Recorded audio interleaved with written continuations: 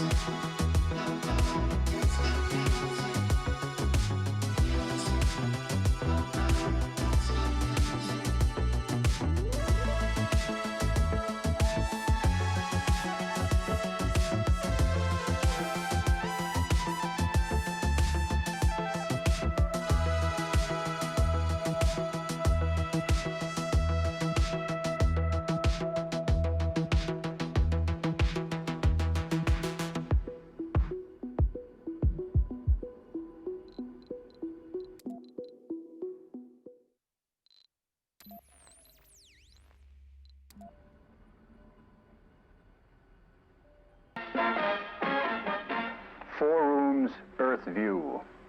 Sounds far-fetched at the moment, doesn't it? But you know, we may be seeing ads like this in the not-too-distant future. Living away from Earth has always captured our imagination.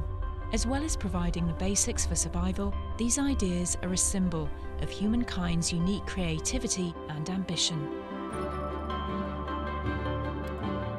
This advanced base, or space station, will be headquarters for the final ascent to the moon. Today, the idea of multiple outposts where we can live and work in space has never seemed closer. We're gonna fly. It's about making our lives the best we can make it. It's about, as a species, having a path for our future. And the mission to create these Sector habitats is scanning. well underway as private companies get ready to take that next giant leap.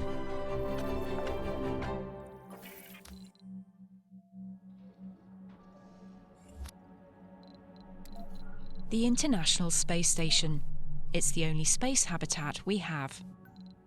One of the first places they take you in the ISS is the cupola. So you can finally look at the Earth in all its Research beauty. And complete. I don't care who you Anomaly are, it's analyzed. always stunning, it's shocking, it's amazing, because that's the view you've been waiting for your entire life. It passes over 90% of the world's population without most of us ever realizing. And at an estimated cost of $150 billion, it's the most expensive object we've ever built. You think about like the Sistine Chapel, the pyramids, and the Burj Khalifa, or take your pick. I mean, it far outstrips those. It's the one and only non-terrestrial human outpost. We've had a constant human footprint in orbit for almost 20 years because of the International Space Station. The collaboration between 15 countries started construction in 1998 and was pieced together in space Anomaly over the course found. of a decade. Since 2000, it's been a permanently crewed research laboratory, a space habitat that's allowed humankind to live, manufacture, Dust and storm explore beyond approaching. Earth. The overarching achievement of the space station has been education. It has educated us about how to do research, it's educated us about how to live, it's educated us about the harshness of the environment that it is in, and it's about learning, I think. People say what was one of your favorite parts about being up there? Hands down, floating everywhere I went. But your first impressions for ISS certainly is, it's how big it is. The ISS No is the size active of an American research. football field, with most of that footprint taken up by 8 solar arrays. These provide enough energy to power 40 homes.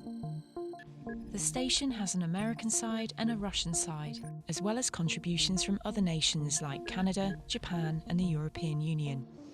Astronauts on board can pass freely between these sections. Their living and working areas are made up of modules, each 4.2 metres in diameter, and in total they have the same volume as a Boeing 747. The 3 main labs, Destiny, Hope and Columbus, are conducting up to 600 ongoing experiments at any one time.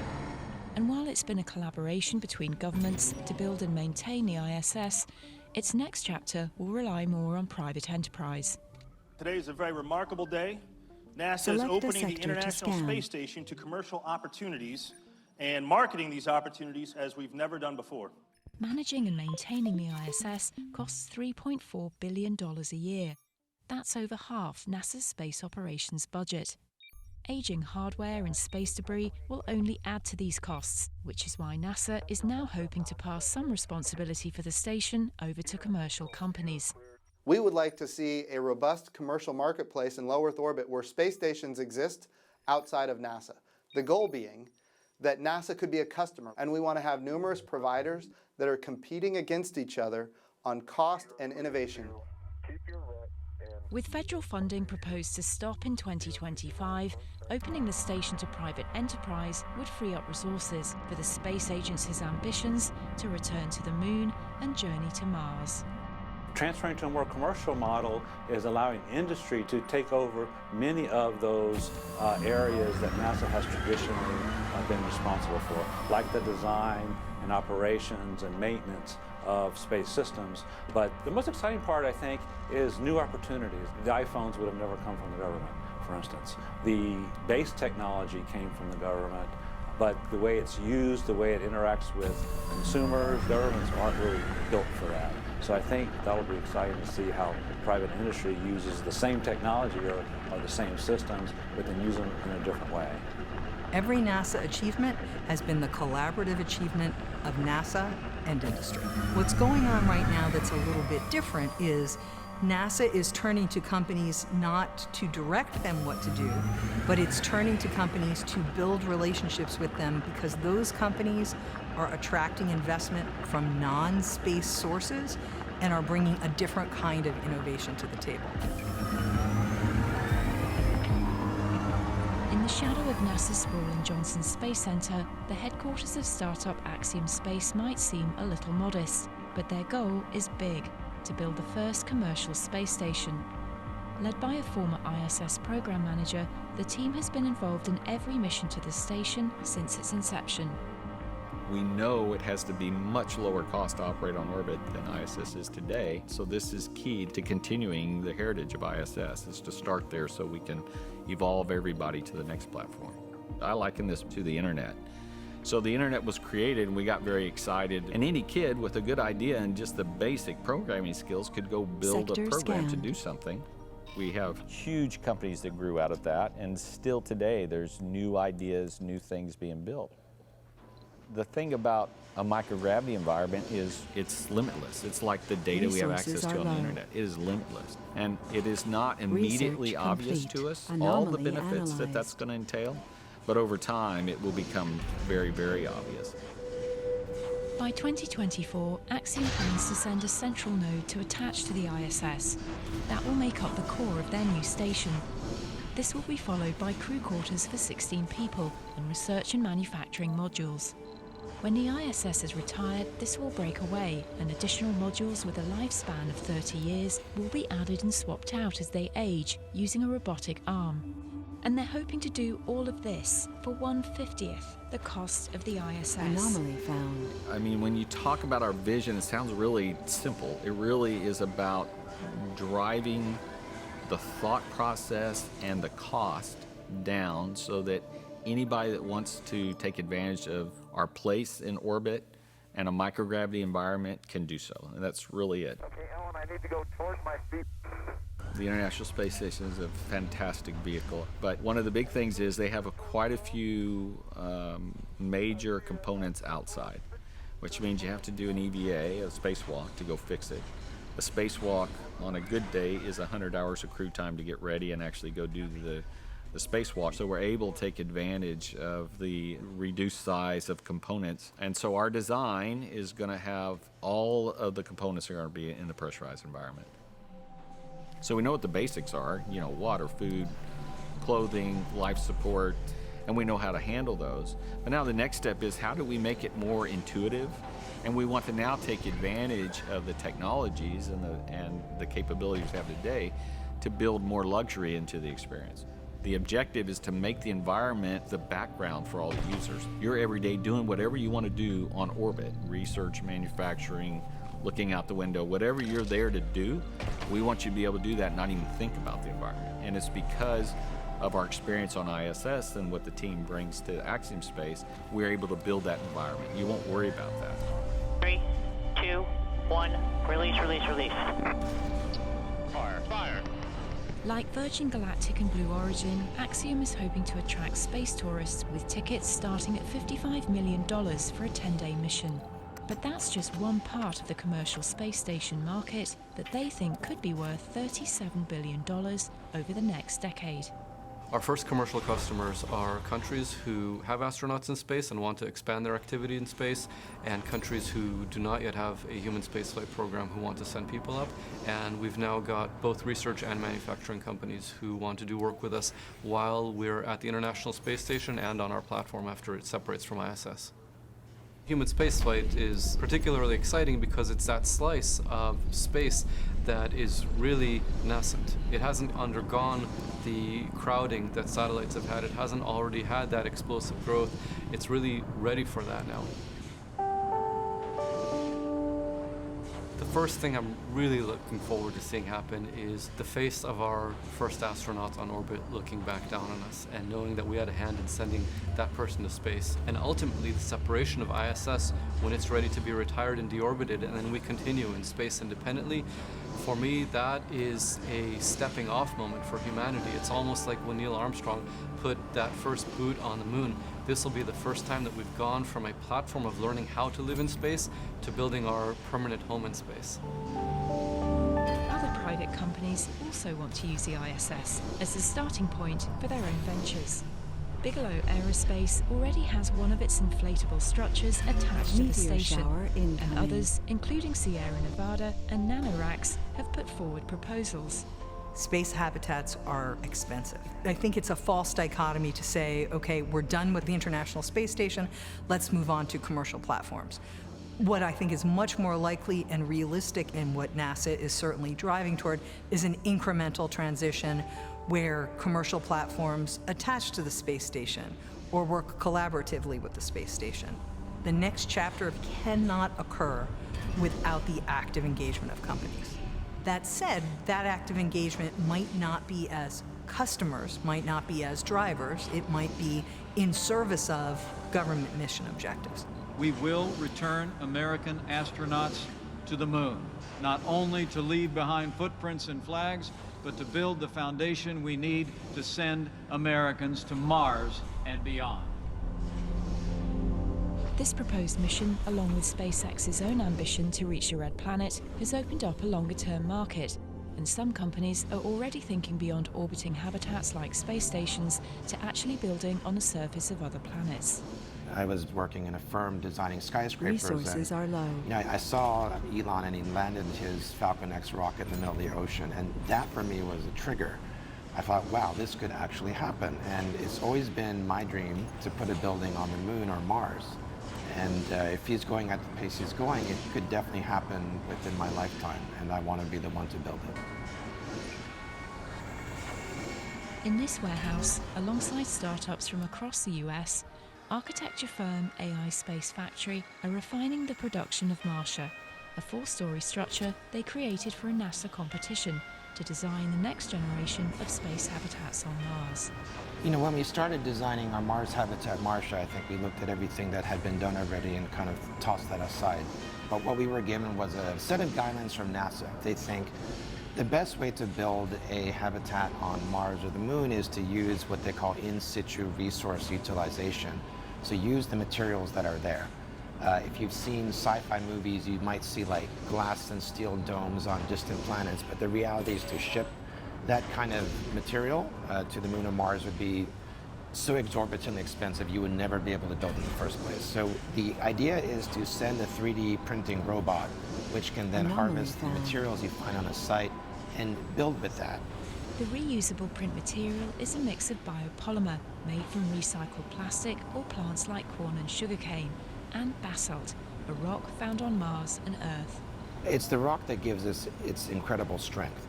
We've tested this material. It's 3 times as strong as concrete in compression, and it actually has what we call a tensile capacity. It can prevent itself from being pulled apart, which is something concrete's not very good at. You need to think at all times how do you optimize the amount of material that you use, and that's also why this thing is shaped like an egg. And if you think of an egg, it's a very structurally optimized form. It's very, very thin, but it provides the strength that the egg needs, and that's why this is shaped the way that it is. The egg shape, as well as the nested shell structure, also accommodates for extreme differences in pressure and temperature on the surface of Mars. But more research still needs to be done to find out how print materials could be gathered and how 3D printing would work in a unique environment of space. You're dealing with a completely different set of physics and environments, which is very harsh. The cold, the low gravity, the vacuum of space, and finding solutions for how to build there or do anything in space just requires a high degree of innovation. There's no such thing as brute force when it comes to space. Like, you need to think about the problem, find a very elegant, lightweight, cost-effective solution. The next challenge is really going to places on Earth, literally taking the dirt that we're finding on a site and beginning to print with the dirt. We have to perfect this technology on Earth, and then we go prove it out on the moon, and then finally onto Mars. The first customers could include NASA and companies like SpaceX, who would lease out these structures for individual missions. But before that, AI Space Factory hoped their technology could be monetized as well as transformational here on Earth. The challenges of building on Mars forced us to kind of make this jump in construction technology, which we can now apply on Earth, to build more sustainably. So rather than building with steel and concrete, which are these manufactured, very energy-intensive materials, to go to a site, have a solar-powered array that would then allow our 3D printer to print in the most sustainable way possible. And we never would have found these ways if it wasn't for the challenge of building in space. 3, 2, 1. Ignition and liftoff of the Falcon 9 to the space station on the first commercial launch from Kennedy Space Center's historic Pad 39A. Humans have now been consistently living and working in space for more than 15 years. And if we want to keep that up, what do habitats need to look like? And frankly, they can be large or they can be small, but the future of space habitats really, to me, comes down to the ability to persistently maintain human presence. Whether that's a few people or many people, that seems to be the dividing line between where we were before and where we want to be in the future. We have to learn how to benefit from what we do on orbit and bring those natural benefits back home, so we help ourselves out on the ground while we also learn to live somewhere else. And it really, at the very deepest level, is about survival of our species. So I get pretty excited when I spend a few moments thinking about what we're off to go do, because this really is the first step to learning to live off the planet. That first step is just the start of our journey to create a lasting legacy in space. While commercial companies may be stepping in to imagine what these new space habitats look like, it's what's happening inside of them that may unlock the future of space industrialization. On the next episode of Giant Leap, we'll visit the private companies who are looking to build their business around manufacturing in space. Using the unique properties of microgravity, they plan to create new materials with extraordinary qualities that can't be replicated on Earth, including new manufacturing techniques that could change how we build large structures in space and even unlock the ability to 3D print full human organs. But before low Earth orbit can become a new industrial center, we're going to need to take another giant leap.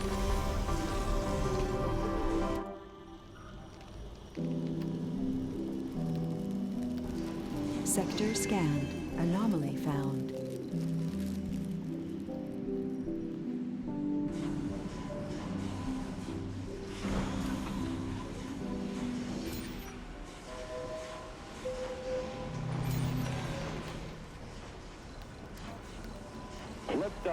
We have a liftoff. It's interesting to talk about really where is there money to be made in space.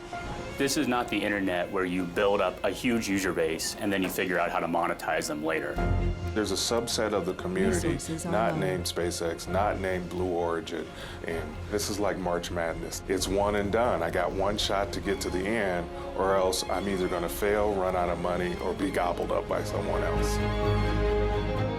There are a lot easier ways to make money than building a rocket company. Oh, look, it is painfully hard. It doesn't matter whether it's a rocket or anything. Doubling production is just a really tough thing to do. Startups are super tough and incredibly tough in this industry, so unfortunately I think a lot of those companies are going to fail. I think space is the final frontier. I think you see so much excitement and so much interest because the potential is real. Once you have that cheap access to space, now you have entirely new business models that close that didn't before. The way that people have made money commercially in space has been like just bouncing signals off the satellites. And so industrialization of space is like a new sector for space.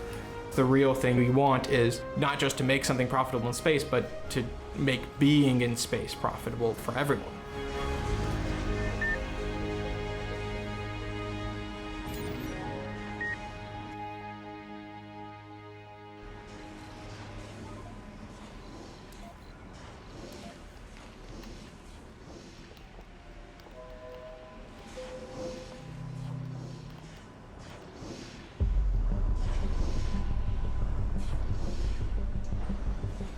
Iron, gold, copper.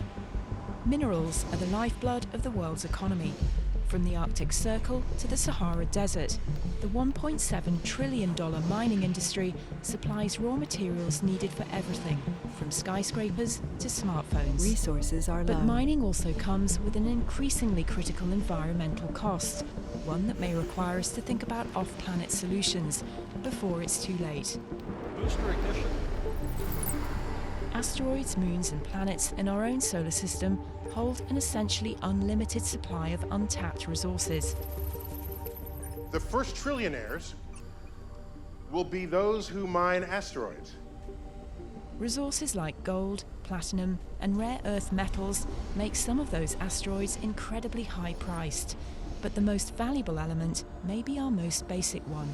What you want to mine in space is what you need a lot of. And while humans have been mining for thousands of years, mining in space requires new, innovative technologies to realize any potential business and economic opportunities. Such technologies might just allow humanity to expand operations off Earth and take that next giant leap.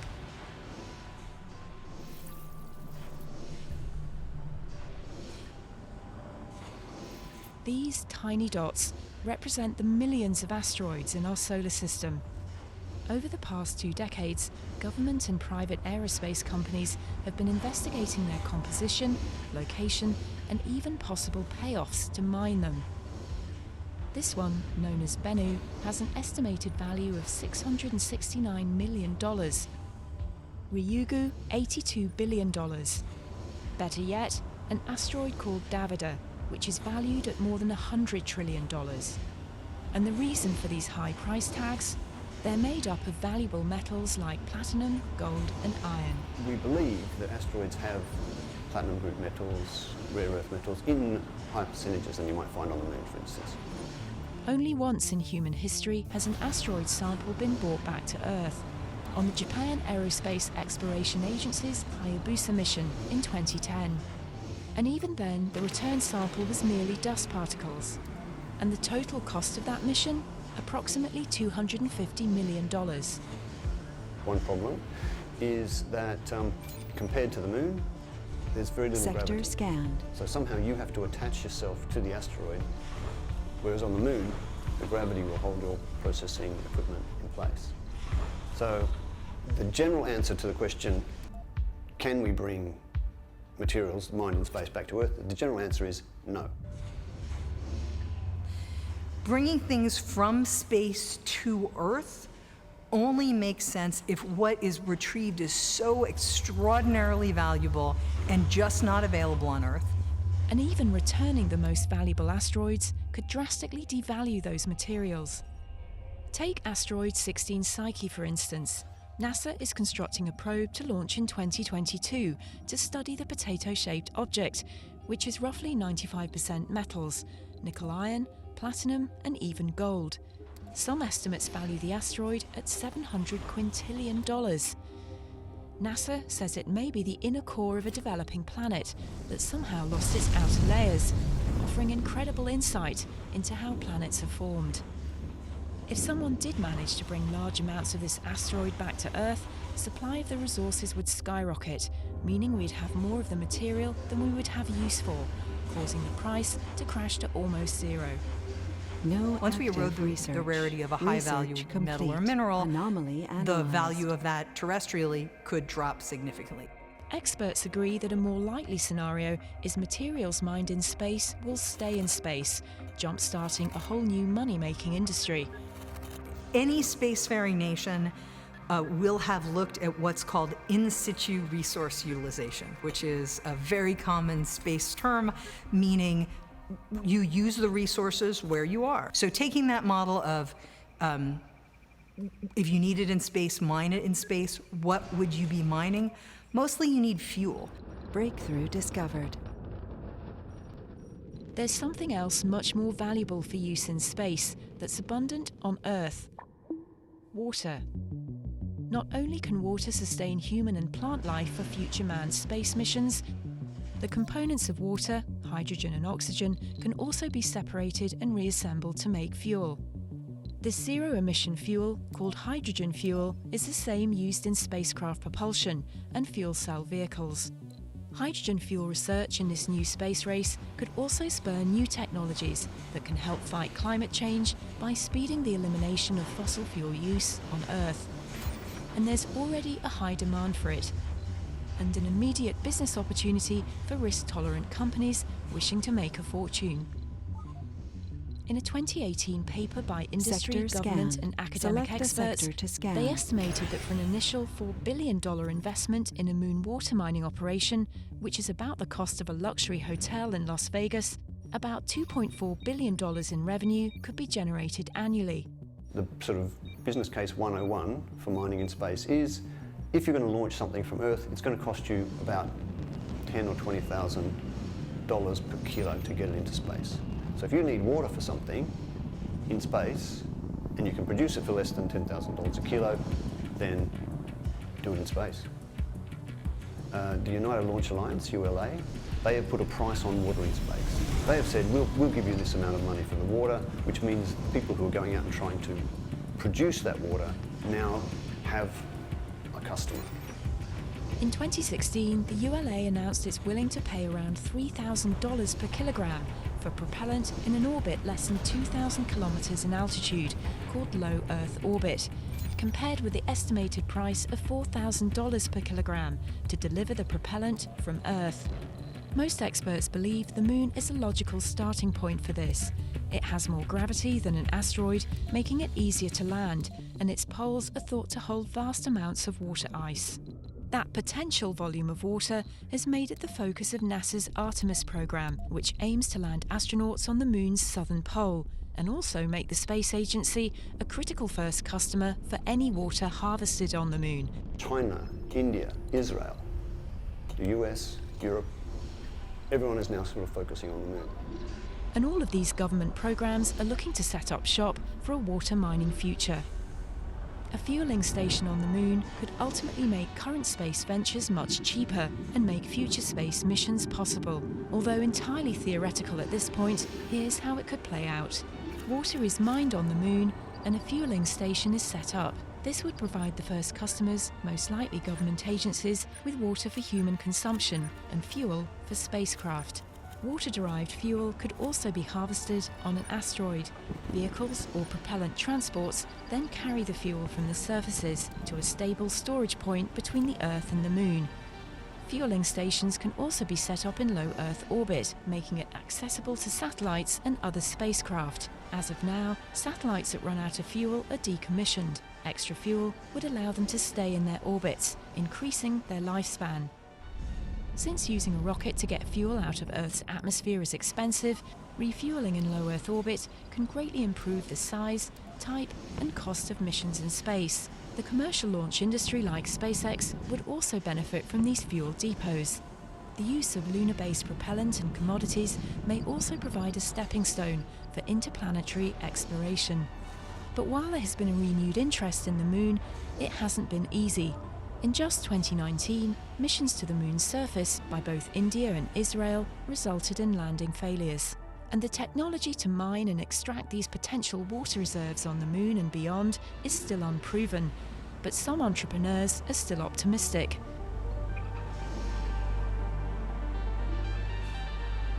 The answer is yes. The technology exists. We can put something together, we can send something to the moon that can mine water. So we are sort of like a trailblazers, trying to figure out what's going on the moon, what's below the surface. Meet Honeybee Robotics. They've designed drills used in NASA's past Mars missions and have sampling and mining systems going on future planned missions to the moon, Saturn's moon Titan, Mars' moon Phobos, and Jupiter's moon Europa. We've been focusing on developing high-end, fully autonomous drilling systems from literally iPhone size all the way to the size that cannot fit inside this vacuum chamber behind me. And that's why NASA has long relied on their expertise. Unlike your everyday drill from the hardware store, their drills overcome the numerous limitations of space, which include extreme temperatures and low gravity. That means you have to be very, very imaginative, very innovative to solve these problems. You're essentially trying to do what we do here on Earth, but with a fraction of the power, with a fraction of the mass, with a fraction of the volume, and drilling is unforgiving. If you get stuck, if something goes wrong, there is no second chance. The difficulty in drilling would delay placement of the second probe until the next day. One of their innovative ideas, called PlanetVac, uses compressed gas to shoot material into a sample container. Its ergonomic design allows it to be inside the foot of a lander, and was chosen to go with NASA-funded payloads to the Moon and Mars' moon Phobos. For mining and extracting water on the Moon, they created the Planetary Volatiles Extractor, or PVEX, and it not only drills, it mines. It's based off a drill that removes a cylinder of material called a coring drill. But it's not just any coring drill, it's a system with heaters on the inside. So you drill down the required depth, you heat up the material that's on the inside of the coring drill. On the red planet. And ice turns into vapor, and vapor moves up the coring drill into the cold finger. So you're capturing water vapor like, for example, in your freezer when you have condensation. PVEX is a mining system. It can actually get into the soil, it can actually extract water, it can actually capture this water in a separate container. We have all the pieces together and we can go to the Moon or Mars and mine. Sector scanned. When it's tested on the Moon, which may happen in the next couple of years, PVEX will be the first end-to-end mining system deployed in space. And they have even more futuristic ambitions to use the PVEX drill. Like this one, that not only extracts and stores water, but uses it to propel itself, like a flying kettle. Complete. WINE, it stands for the world is not enough. It's a James Bond stuff, it's very futuristic. It's a new concept of space exploration. The main idea is to send hundreds of low-cost WINE spacecrafts all over the solar system to give a clear atlas of asteroids that have water resources. Honeybee Robotics is one of the many startups that NASA is depending on to develop new innovative ideas. There is a strong private-public partnership with NASA right now to come up with landers that we can send twice a year that will put payloads to the Moon, payloads like instruments, like rovers, and also humans. We're doing it. It's happening right now. Very, very exciting times. By giving out multiple contracts, NASA reduces the cost for themselves and the entire industry. We want to have numerous providers that are competing against each other on cost and innovation, driving down the cost and increasing access to space and industrializing.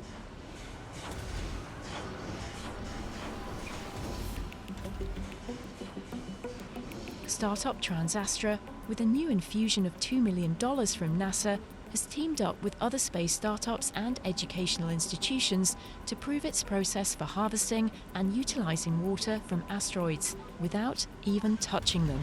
Optical mining is our patent-pending process for using highly concentrated sunlight or light from another source to excavate the surface without having to use digging tools to dig into it. And this is very important in space, especially for asteroids. To help develop and prove this technology, they teamed up with the Colorado School of Mines. It's known as the Optical Mining Testbed. First, they put the simulated asteroid in a vacuum chamber to recreate the conditions of space. Then, they use liquid nitrogen to cool a surface inside the tank called a cryotrap. Then, they turn on a giant light bulb, which imitates sunlight that they then concentrate into a beam, resulting in very high temperatures. The beam of light hits the asteroid target, fractures a sample, and then water and other materials are released and frozen onto the cryotrap. The volatile materials, which include water, methane, carbon dioxide, other valuable materials that are common and cheap here on the ground, but very valuable in space, trapped on our cryotrap. Well, that's pretty nice. The same way that we would trap those chemicals in space for a real asteroid mining mission. Optical mining bypasses the daunting task of trying to land on an object with such low gravity that it could simply break apart when touched, and there's no drill to potentially get stuck. But for this to work, they're targeting smaller asteroids the size of a beach ball for their tech demonstrator model, with plans to accommodate rocks the size of a cubic tennis court and bigger in future models. We think the right thing to do is to rendezvous with the asteroid, match rotation with it, put a thin film bag around it, cinch that bag down, and then de-spin the asteroid. And now you have the asteroid in a container, so you can work with it in a practical way. TransAstra believes that harvesting water on asteroids will not only make space travel more affordable for private industry, but it will make NASA's proposed missions to take astronauts to the Moon, Mars, and even asteroids possible, within a budget that the US Congress may be willing to provide. Anomaly analyzed. And we can cut out hundreds of billions of dollars and actually make it possible for NASA to do all those exciting missions in a period of just 20 years or so by harnessing the asteroids. Now, what's really cool about it is that by using public-private partnership and working with companies like TransAstra, Sector scanned. the Anomaly infrastructure found. for space resource harvesting and commercial transport in space can be developed. So by NASA doing it this way, and NASA becoming the first user of these resources and this infrastructure for its exploration missions, then that infrastructure is left behind for industry. And that can create massive industries in space. Like, it even becomes cost-effective to build a space hotel. TransAstra and partner Momentus will be on a 2-year contract with NASA to build their asteroid mining and in-space transportation prototype called Mini-B to provide optical mining in space. We live in a very exciting time where we're going to be able to take that to space, and the resources of space are literally unlimited. And those unlimited resources are what some universities are betting on. At the Colorado School of Mines, where TransAstra does its optical mining research, they now offer a graduate degree in space resources. Our space resources program is the first of its kind in the world. There is anticipated to be a growing number of jobs directly in space resources. But the skills and practices of space resources can be applied to lots of other things. And a huge benefit to space mining research is that a lot of this technology can be beneficial here on Earth. Like their 3D printer that uses materials on the Moon or Mars to make structures, and is modelled after startup Icon's 3D printer that is used to make homes on Earth. Their penetrometer is a tool on the end of a robotic arm that's being developed to take measurements on the Moon, but has applications for mining companies. And even a rover in a lunar testbed that can drill and prospect for resources has its benefits. There are places on Earth where mining companies and equipment manufacturers are looking at applying smart robotic systems in terrestrial mines. They could go into places that are not safe for humans, They could work in much more confined, toxic environments than a person could. And one country is doing just that and hopes to leverage their expertise in robotic systems for mining remote, inhospitable locations that are almost Mars-like. Recently, the administrator of NASA, when the head of the Australian Space Agency visited, was saying that the US is looking to Australia to be doing development in this area of extracting resources in space. One of the reasons why we in Australia want to get into this area is because of the strength of our mining industry, the strength of our mining automation, and the strength of our mining research. We see it as a way that Australia can establish a niche space capability. Australia's high wages have caused some of the largest mining operations in the world to seek cost savings by using automation. Rio Tinto, the world's second largest mining company, has fitted operations in Australia with fleets of autonomous trucks, drills, and even the first driverless freight train network.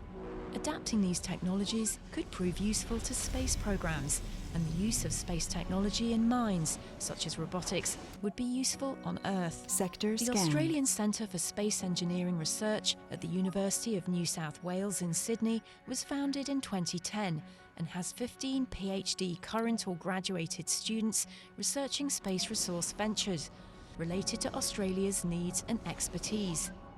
What we are trying to do at the moment is to reduce the risk perceived by a large company, mining company for instance, when they approach this type of venture. I think one of the main reasons that terrestrial mining companies should be looking at this problem is that they will benefit their terrestrial operations by learning some of these lessons.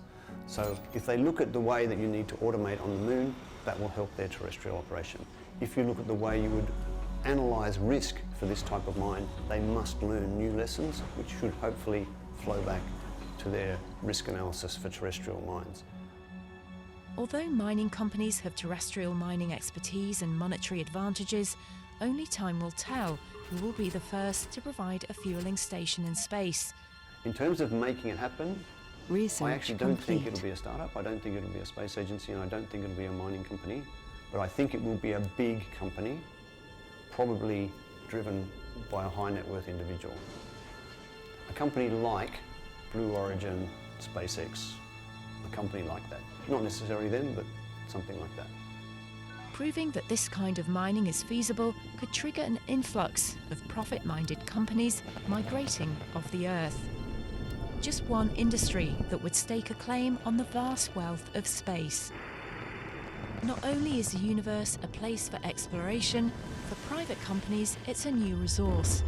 The key which will unlock new possibilities in technology, manufacturing, living and working, both at home and beyond Earth. And all of this will be the result of our next giant leap.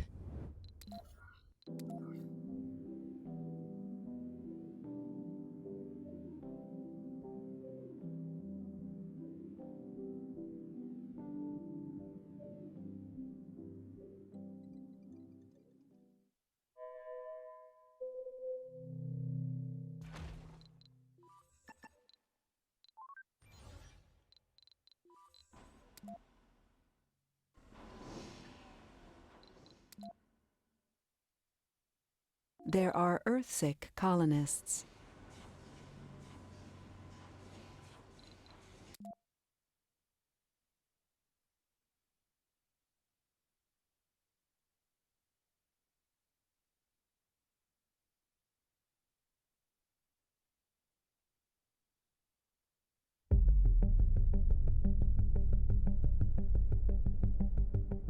Iron, gold, copper.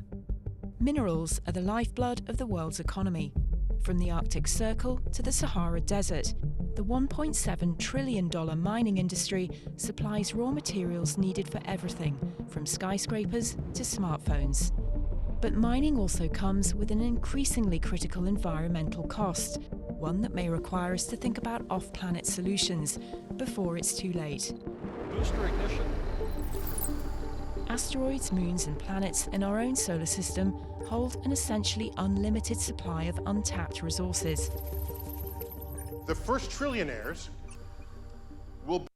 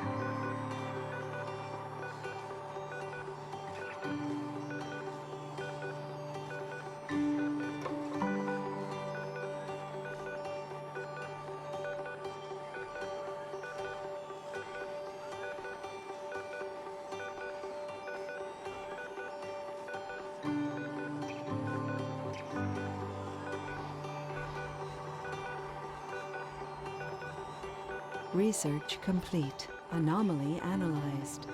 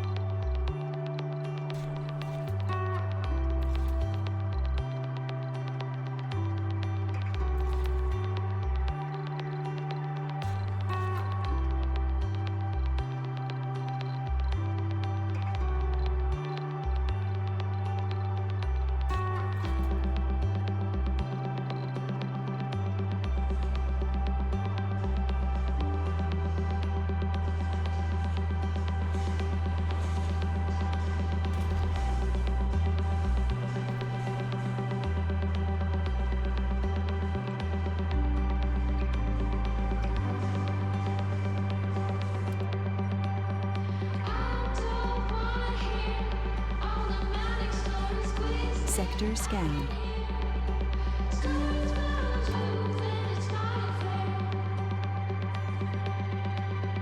Dust storm approaching.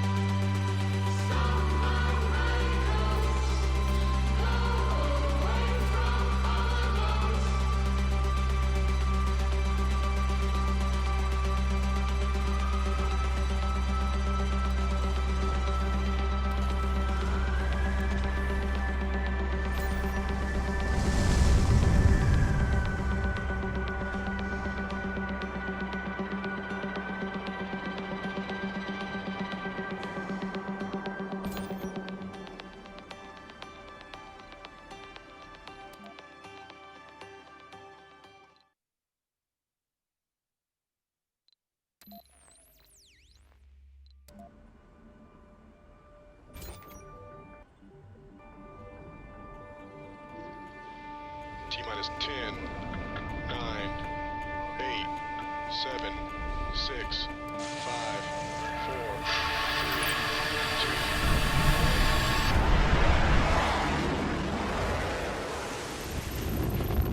2. The space race isn't just global superpowers duking it out for bragging rights and technological supremacy anymore.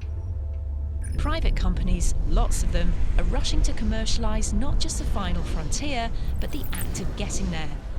I'm a sports guy. This is like March Madness to me. It's one and done. I got one shot to get to the end, or else I'm either going to fail, run out of money, or be gobbled up by someone else. And whoever figures out how to make launch safe, affordable, and convenient is going to take the next giant leap.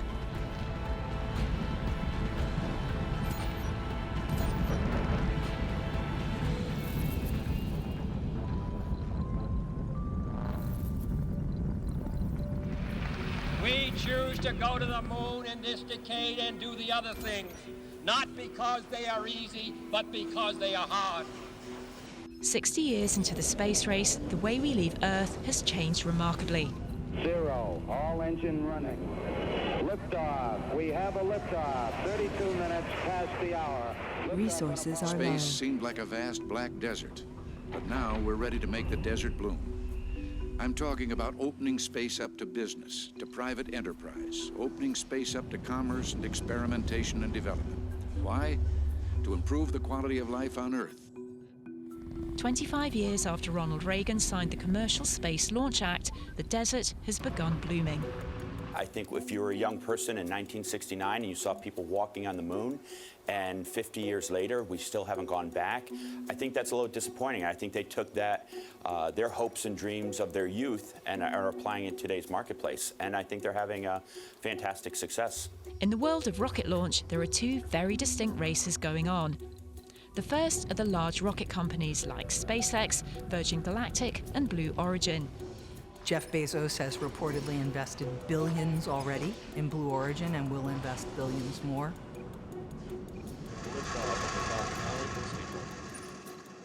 SpaceX has also raised billions of dollars and acquired very large contracts from NASA as well in order to fund both development and operations of its vehicles. Liftoff of the SpaceX Falcon 9 rocket. But they aren't the only players in the game. There's a heated race picking up between small and medium launch companies. There's a subset of the community, not named SpaceX, not named Blue Origin, trying to figure out, okay, how can we get there fast? Companies like Rocket Lab, Relativity, Firefly, and Virgin Orbit.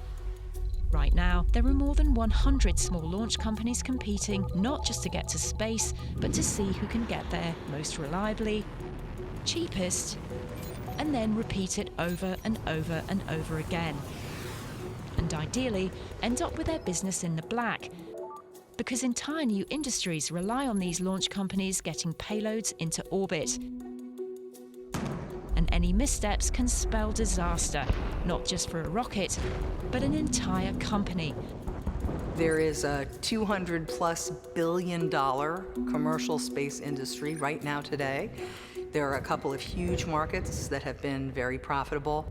The most profitable is the satellite industry. In 2018, the global space economy was estimated to be around $360 billion. $277 billion of that is the satellite industry, which has actually grown over $100 billion over the past decade.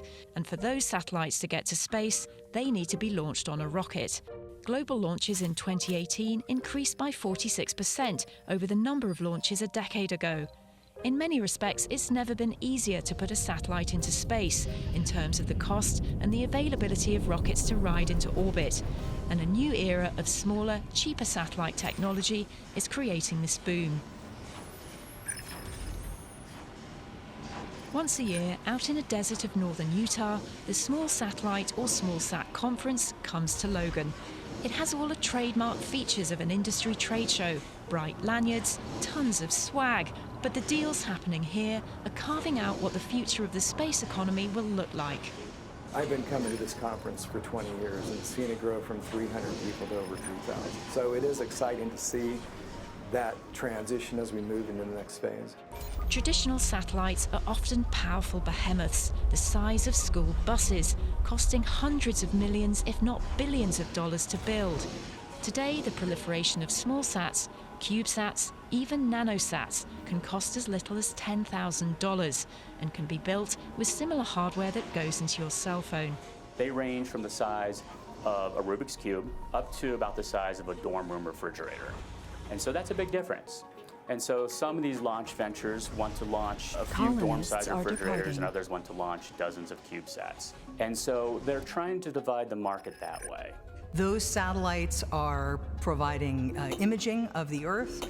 They're potentially providing telecommunications services, and they're attracting quite a lot of investment, tens, hundreds of millions of dollars, even billions of dollars. The Earth's insatiable need for communications and internet is really what's driving this huge number of satellites that are going into orbit in the next 5 to 7 years. There's going to be thousands, if not tens of thousands of new satellites in orbit in the next 5 to 7 years. The question is, are they able to actually provide business services that will be successful? The idea is that entirely new business models as well as revenue streams will be propped up by the data these small sats collect. The imaging and data collected from these small sats will be used by everyone, from hedge funds to telecom giants to the US government. Just think of how much the photos you can get with your Android or iPhone have improved from the first generation to the current generation. Sector Some more things scan. happening in small sats. Market research says small sat manufacturing will nearly double by 2020, with nearly 8,000 new small sats in space by 2026. The issue was always small satellites have a lot of capability, but there's not a good, affordable way to get them into orbit. And that's where the small launch companies see a promising business. The fact that a small launch vehicle is much cheaper in toto than a large launch vehicle, on the order of $5 or $10 million as opposed to $50 to $100 million. This will go down in And history. there are more customers. Say you have a small sat that you want to launch into orbit. Think of the big companies like SpaceX as a bus, and the small and medium launch companies like Rocket Lab as a taxi. With large launchers, you're at the back of the bus, after the needs of what's called the primary, which is the main payload on the rocket, like a big government satellite. Your small sat is just piggybacking off that primary, since they bought the majority of the rocket. With small launchers like Rocket Lab, you and your small sat can dictate more of your terms on when and how you'll fly, and you'll pay for the whole ride. So booking a taxi for a small sat gives you more flexibility about when and exactly where you want to go into orbit. But it's more expensive. Sometimes a rideshare on a big rocket and the chance to save on your launch expense is more suitable depending on the satellite, its mission, and the budget. Far more important is the orbital inclination, or the angle of the satellite's orbit relative to the equator. It's much easier to move a satellite into a higher or lower orbit than to change its inclination, and that's why all launch customers have to decide how their mission priorities and budget can align when choosing how to get to space. It's getting to the point that hitching a ride on the really big rockets, it works for some people, it doesn't work for all business cases. And so you've got small sat ventures that say, we want our own rides. Those customers will determine which of these small rocket companies succeeds and which of the companies will fail. This is not the internet where you build up a huge user base and then you figure out how to monetize them later. Launch doesn't work that way. You've got to build up a backlog of customers. Out of the more than 120 small and medium-sized launch companies out there, just one is successfully launching rockets for customers right now, and that is Rocket Lab. People can actually rock on up to us and we'll fly them. That's a great competitive advantage to have over, folks that are still developing a vehicle. Peter Beck's Rocket Lab has raised over $280 million from outside investors, with a valuation of more than $1 billion, and is currently flying a rocket every 30 days. It looked like the hardest thing to do was to go from zero to first successful orbital flight. But really going from first successful orbital flight through to producing one every month has been equal amount of stress and energy and complexity and toughness. And obviously we completed our test flights and moved into full commercial operations with the first flight of its business time. And then straight on the heels of that, we flew our NASA mission, and now we're building and launching one vehicle every sort of 30 days, every month. And while other rocket companies are looking to build their customer base, Rocket Lab can't meet the rising demand for launches. Our biggest issue is we can't build enough rockets. That is our challenge.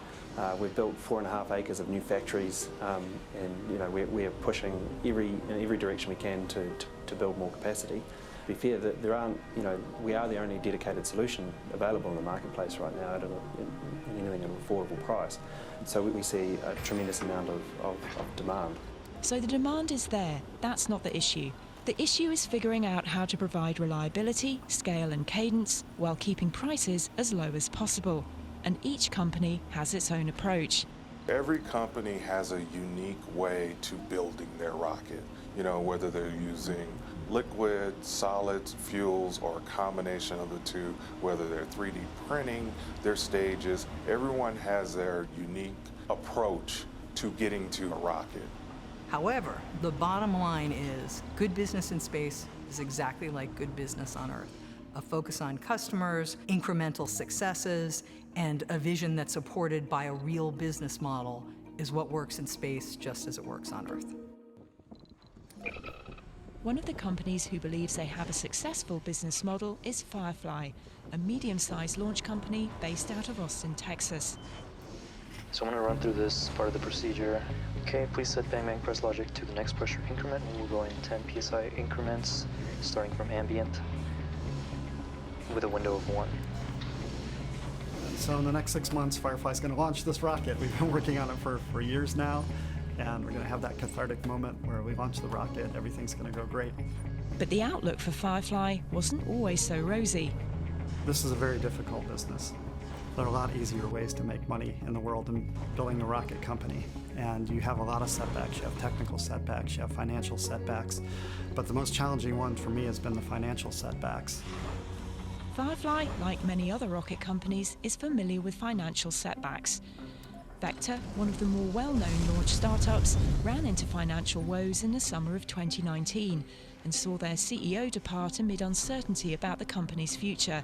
Back in 2017, Firefly, then known as Firefly Space Systems, was saddled with financial instability and filed for bankruptcy. That's when Silicon Valley investment fund Noosphere Ventures swooped in, bought their assets, and rebranded the company to Firefly Aerospace.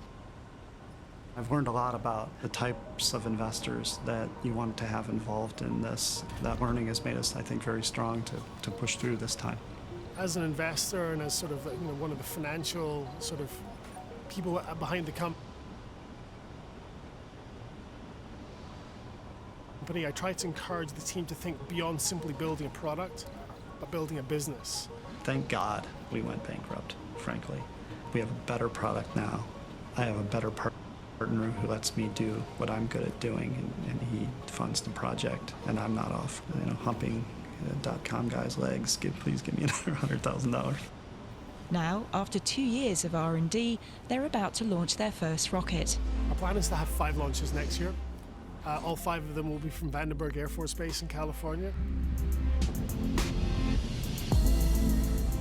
But the next thing is start adding technology as an established company and reusability and continuing to drive the cost down. And we want to do things in a different way.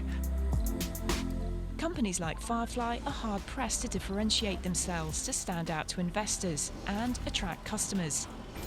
We're differentiated by our payload class, even amongst stages. Everyone has their unique approach to getting to a rocket.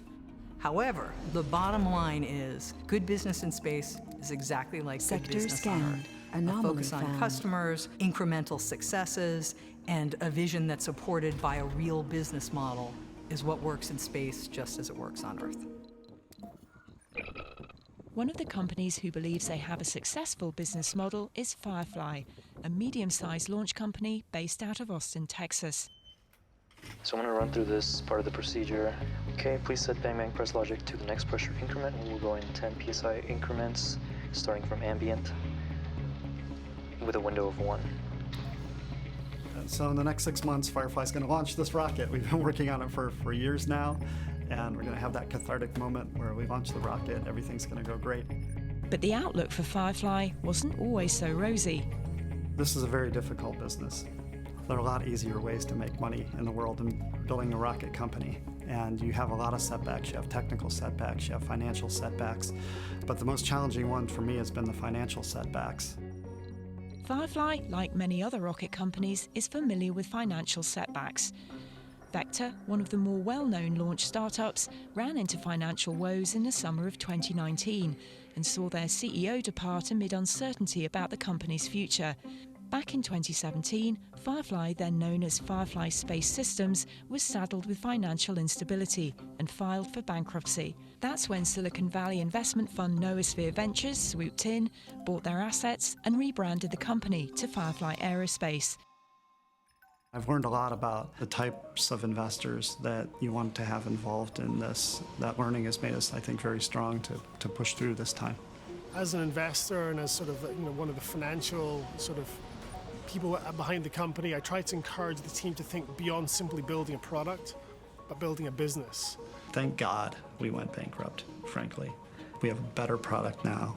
I have a better partner who lets me do what I'm good at doing, and he funds the project. And I'm not off humping .com guys' legs. Please give me another $100,000. Now, after 2 years of R&D, they're about to launch their first rocket. Our plan is to have 5 launches next year. All 5 of them will be from Vandenberg Air Force Base in California. But the next thing is start adding technology as an established company and reusability and continuing to drive the cost down. And we want to do things in a different way. Companies like Firefly are hard-pressed to differentiate themselves to stand out to investors and attract customers. We're differentiated by our payload class. Even amongst small launchers, we're a big small launcher. So our first rocket, Alpha, is capable of carrying 1,000 kilograms, whereas our competitors are more in the 500 kilograms and less area. That bigger payload means they can service bigger clients such as NASA and other federal agencies like the US Air Force. We are on track to be able to provide NASA lunar lander capabilities, landing on the moon in the 2021 timeframe, and these would typically be launched in early 2021. Sector scanned. Anomaly found. Firefly has restructured and rebuilt its organisation from the ground up, but the question remains if they can remain competitive when it comes to price.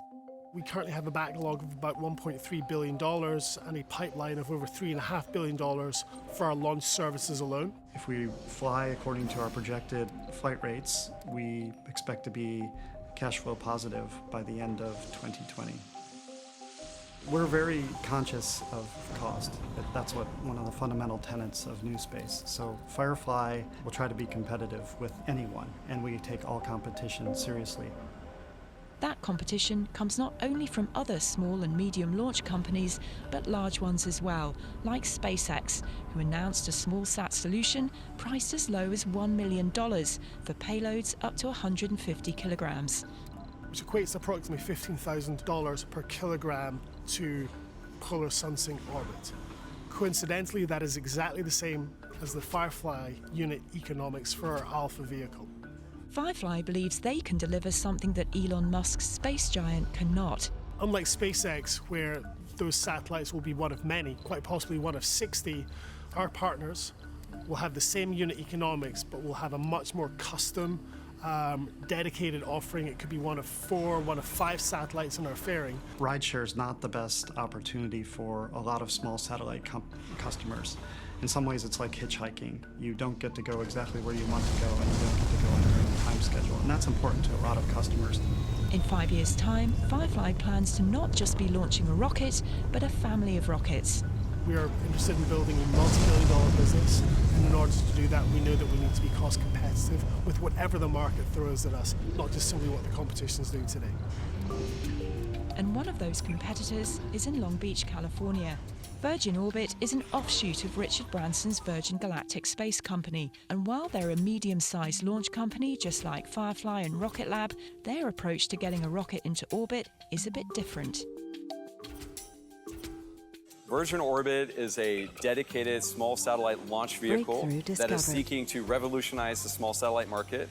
We're utilizing our flying launch pad. It's a Boeing 747-400 aircraft that we modified, and it has an attached rocket under the left wing of the plane.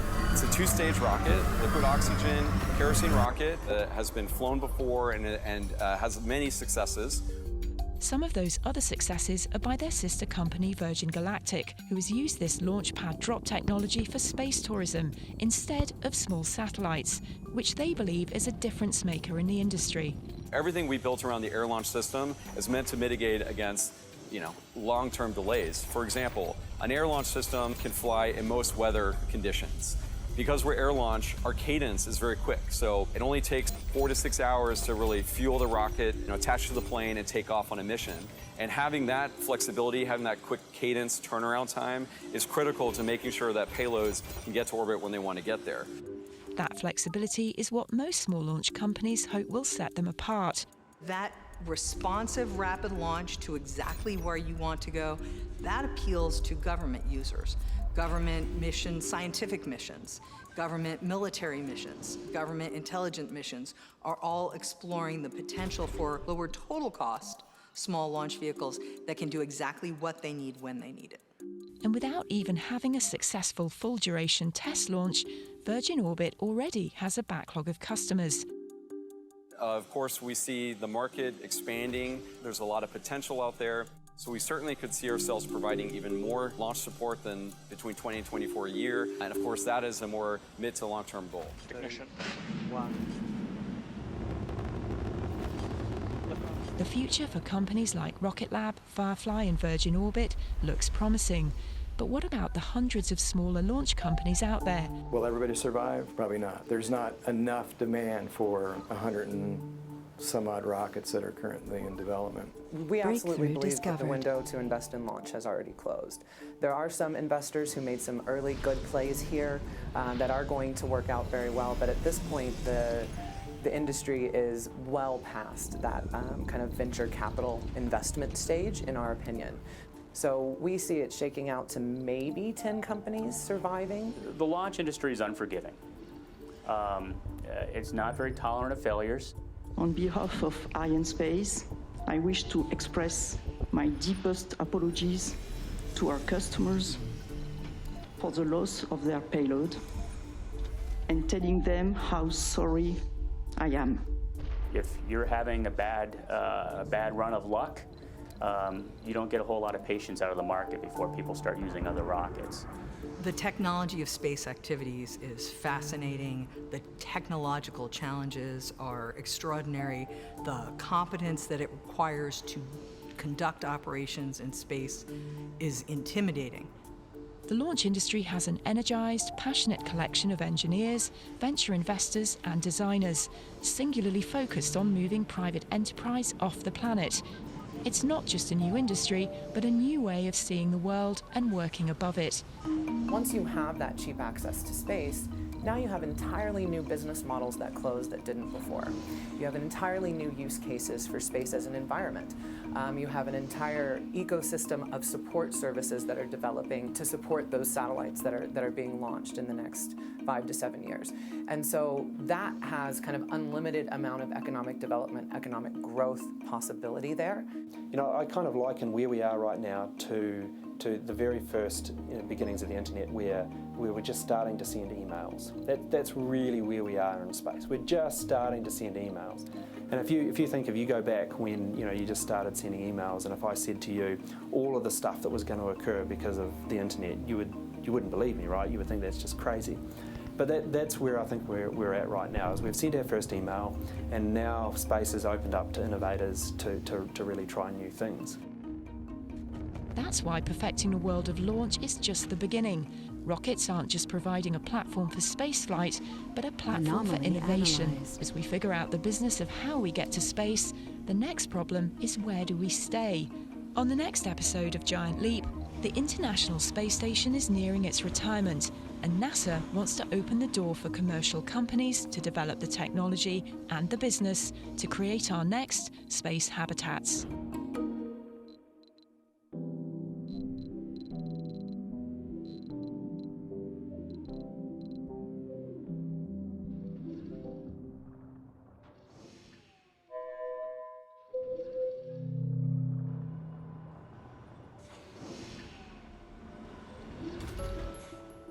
Building new things has led to some of humanity's biggest leaps forward. We made tools, forged new materials, and learned to produce them for millions, and then billions. With every new innovation comes new industries, new economies, new challenges. And we're always looking for what comes next. 3, 2, 1. SpaceX Falcon Heavy, go for launch. The industrialization of space, I think, will be one of the great economic booms of this century.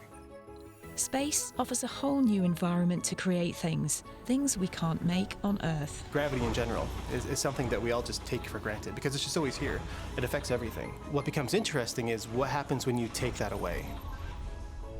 Private companies are creating new materials, 3D printing tools, even living tissue, and developing the technology to build entire factories in space.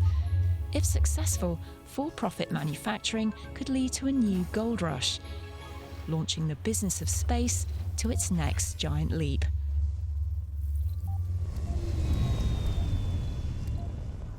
Elon Musk and Richard Branson and Jeff Bezos and many other industrialists, they're making big investments to go up there, but there has to be a why. There has to be a reason to go to space.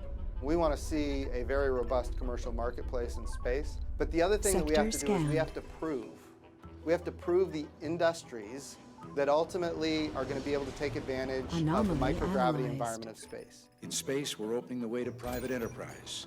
Since the 1980s, companies have been investigating the unique properties of microgravity, yielding major breakthroughs in the areas of biomedicine and advanced materials research.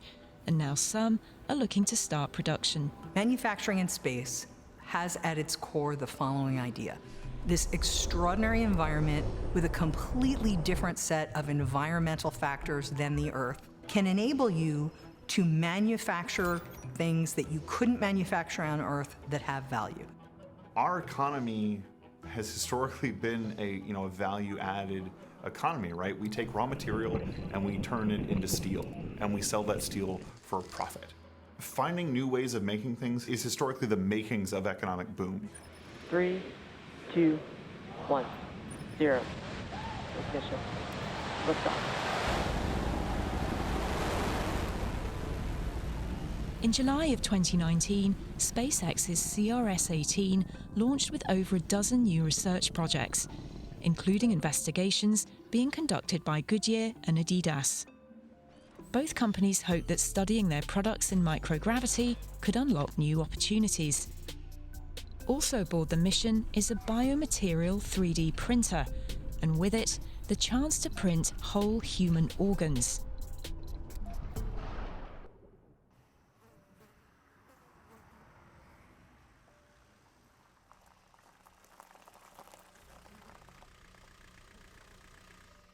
Spock, BFF on Side 4. Go ahead. So you were working with DMC to go ahead and get our command window open a little early, correct? Yes, bandwidth is available.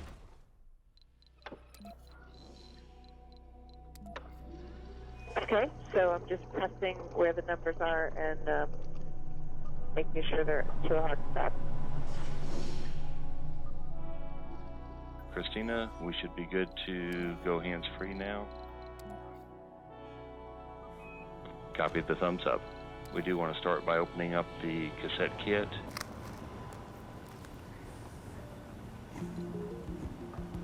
It's just past 3 a.m. and the team at TechShot is prepping their initial printing run for the newly arrived Biofabrication Facility, or BFF. Fueled by coffee and the type of food you might expect to find at 3 a.m, the team is working directly with astronauts aboard the ISS, all from the comfort of TechShot headquarters, located just outside Louisville, Kentucky. Now we want to double check that the smart pumps are in the up position. We're going to be sliding the cassette in, and we just don't want to bump them with the cassette. I see. That looks great. We are good to go ahead and put the door back on. Okay, copy that. We'll be able to do some printing. Definitely. From the outside, the BFF doesn't look that much different to traditional 3D printers. But inside, these smart pumps are being loaded with living cells. And for the company, all eyes are focused on the inaugural drop, paving the first biological brick on the long road to printing human organs. Currently, there's over 113,000 people on the organ donation list, and 22 people are dying every day because there's not an organ available. BFF has that long-term potential to someday maybe be able to provide some hope and a cure for some of those people. This is John Vellinger, the CEO of TechShot, a company he co-founded over 30 years ago. While his latest project just succeeded in its initial test prints, the BFF has a long way to go before it's printing anything as complex as a human liver or heart. TechShot is demonstrating the BFF technology with this current flight, and we anticipate being able to print organs and structures might be 5 to 10 years out. Bioprinters have been on Earth for over a decade and can print things like ear and nose cartilage that are living tissue. But for complex systems like organs, the difficulty has been printing the vascular networks within the tissue itself. Without vascular tissue to distribute the needed nutrients, any printed cells would die off well before they could be used. And TechShot believes that gravity is a big part of the challenge. So let's just say that you want to create something that has one layer of cells, and then on top of that, a different layer of cells, and then on top of that, like a third layer of cells. So one way that you could do that would be to just print one cell in a layer, and then your second layer with another type of cell, and then your third layer with another type of cell.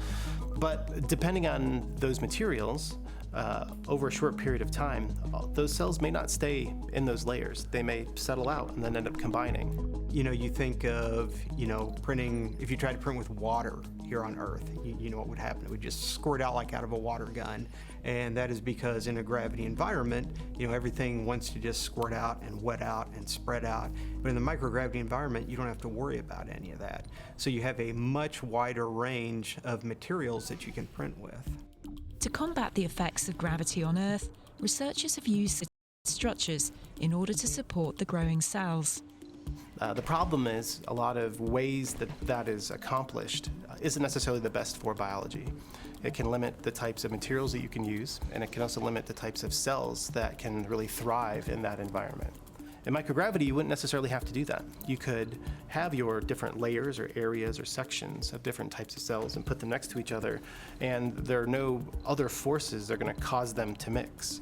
So you have this opportunity to be able to make these small regions in 3 dimensions in a different type of way and different type of structure that would be very difficult to do on the ground.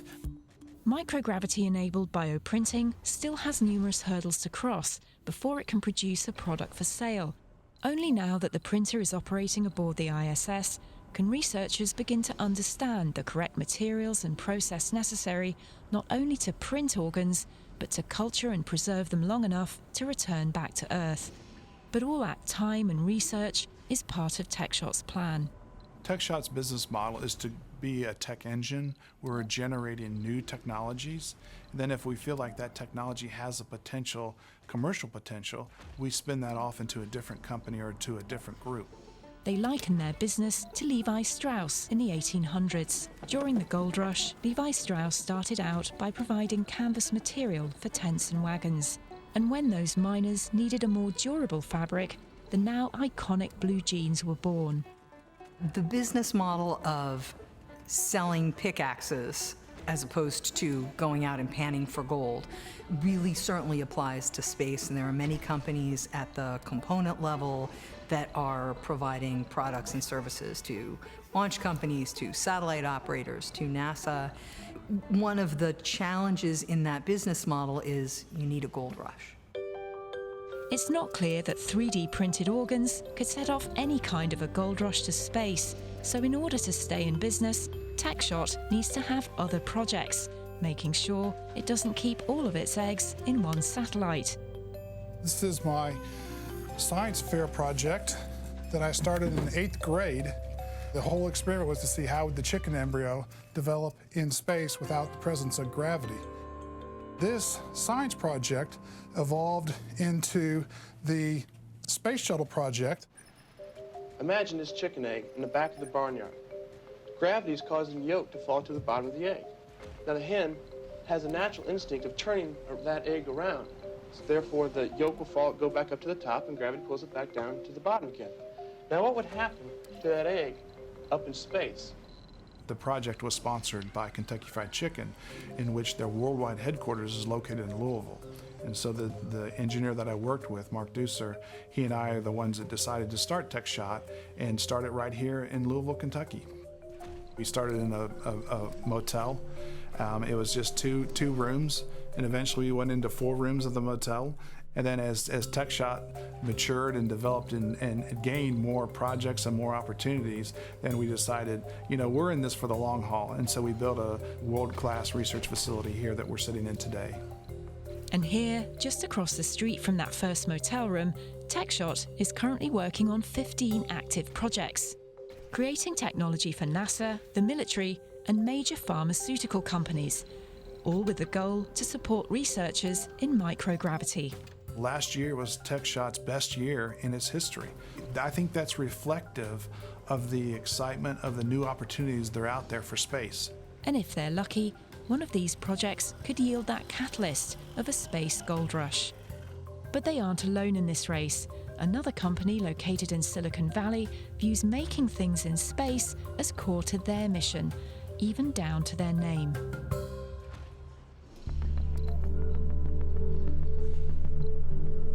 This is fiber optic cable. It works because the fiber reflects light over and over inside the structure. And even if you bend it, the light still comes through the other end. But in this application, it's nothing more than a modern-looking lava lamp. The best fiber optic cable is being used to transmit data all over the world. In fact, undersea cables carry 99% of all the data that crosses oceans. Optical fiber, usually made from silica, is important because it can transmit data incredibly quickly over a long distance before needing to have its signal amplified. But research done by the US Air Force in the 1990s proved that it would be possible to produce a fiber known as ZBLAN that could far exceed traditional silica fiber. The only catch, it needs to be made in microgravity. ZBLAN is an optical glass that has a transmission window that's about 5 times wider than traditional silica glass, and it has a signal loss that's 10 to 100 times better than traditional silica glass. This is Andrew Rush, the CEO of Made in Space, a company with a mission to create a new industrial foothold in space. And it sees ZBLAN as potentially the first material that can be made in space and sold on Earth. So this is a preform of ZBLAN. It starts out as this nice dog bone cylinder, and then it gets inserted into a furnace. This gets thinner and thinner, thinner than the width of your own hair, and then you start pulling that. So if everything works out, you get a spool like this from our earlier test runs. Basically, it looks like fishing line. While it is possible to produce ZBLAN on Earth, it's nowhere near the potential of what you can produce in microgravity. Earth manufactured ZBLAN suffers from too many crystals in the material, and basically what happens is when light or power goes through these crystal domains, they reduce each time, creating a power loss throughout the length of fiber you're going through. Microgravity suppresses these formations, and doing so creates more of a monocrystalline structure, so you don't have all these domain drops, and you have less of a power drop over that length of fiber. You know, you can go transatlantic and transpacific without having repeaters in the lines like traditional fiber lines do today. You can imagine providing 5, 10, 50 times more bandwidth down the same line of fiber by using ZBLAN instead of silica.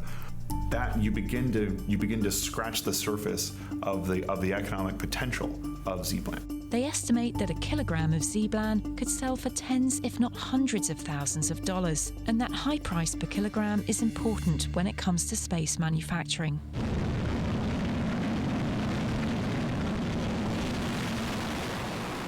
Historically, a barrier to doing a lot of commercial activity in space has been that it costs so much money to get to space, do things, and then come back. You know, it can literally cost like tens of thousands of dollars a kilogram to launch, operate, and return. And that's why things like ZBLAN are so attractive, because we can sustainably sell them for tens of thousands of dollars a kilogram.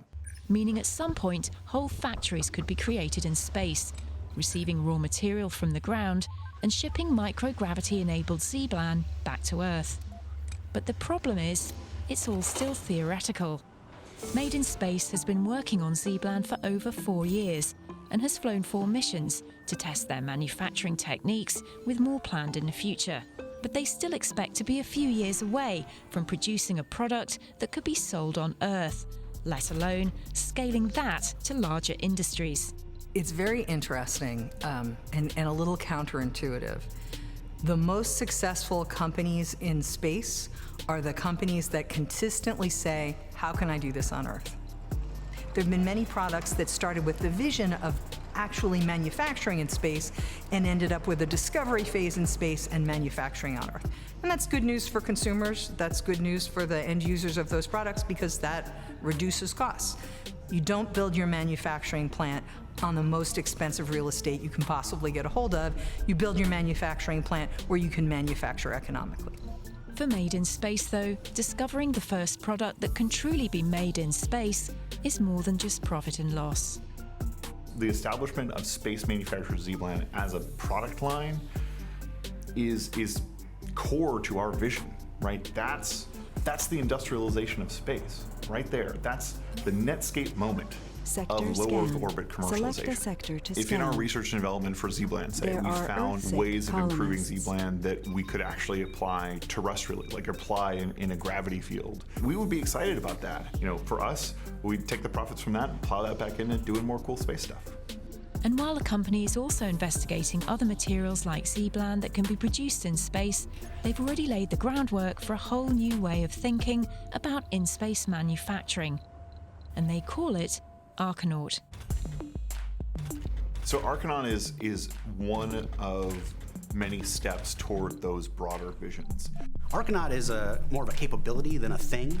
The capability can enable virtually anything you can think of in terms of structures in space. You can build large things, small things that are optimized, it doesn't really matter.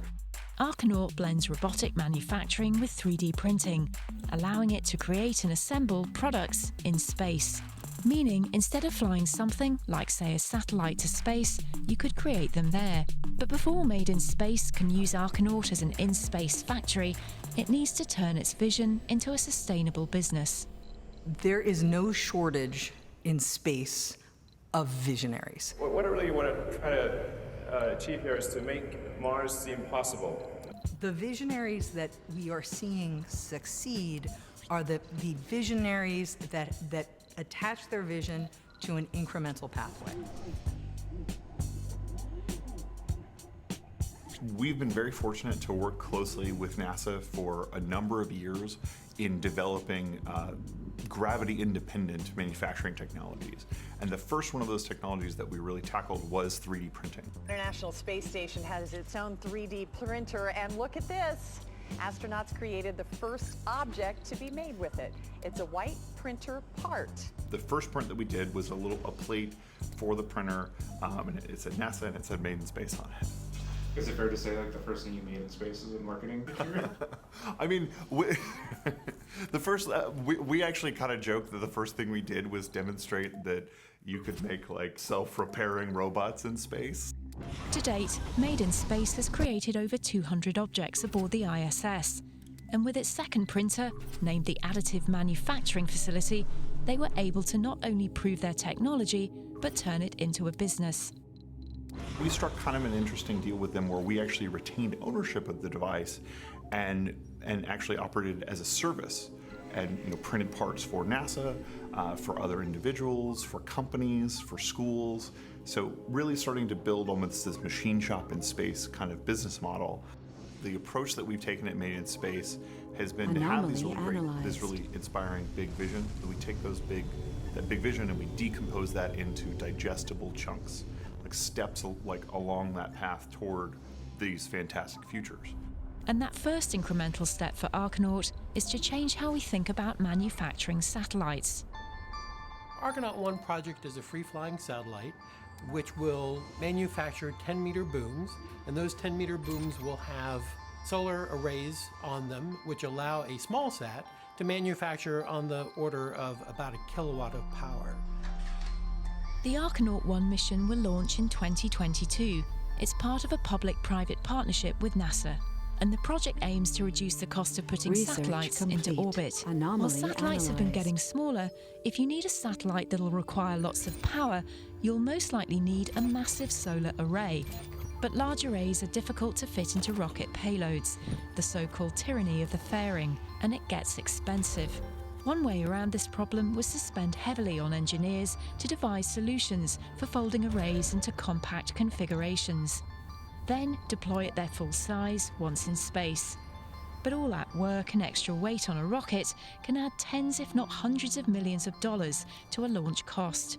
Archinaut gives satellite makers a new option. Include a 3D printer and robotic arm onto their existing satellites and let Archinaut build their very large solar arrays in space. This could reduce the cost of getting power-hungry satellites into orbit and potentially open up whole new industries to space. Probably the most significant factor for the financial success of a space-based or space-related business is economies of scale. The more activity there is, the more feasible it is. Both Made in Space and NASA hopes that Archinaut will help reduce the cost of doing business in space, but it's still unclear whether larger and cheaper solar arrays is the answer to finding scale in production. A successful strategy for manufacturing in space is to demonstrate capabilities and to have adaptable capabilities that can serve different customers. When you combine that robotic assembly and additive manufacturing, it really opens the door for customization for clients. You know, folks may say, hey, I actually don't need that much power because of my mission, I need a big antenna, or I need a large radiator. Archinaut, because it's general, means that I can provide those services Colonists are departing. Quickly and at low cost. We hope that folks see what we're doing and are inspired by it and say, hey, this is what I need. So yeah, it'd be great if somebody came to us and said, this is the thing that we want to make. And we're like, oh my gosh, that's the killer app. The hope for Archinaut, just like with ZBLAN and organ printing, is that one of these businesses can be that spark for space industrialization.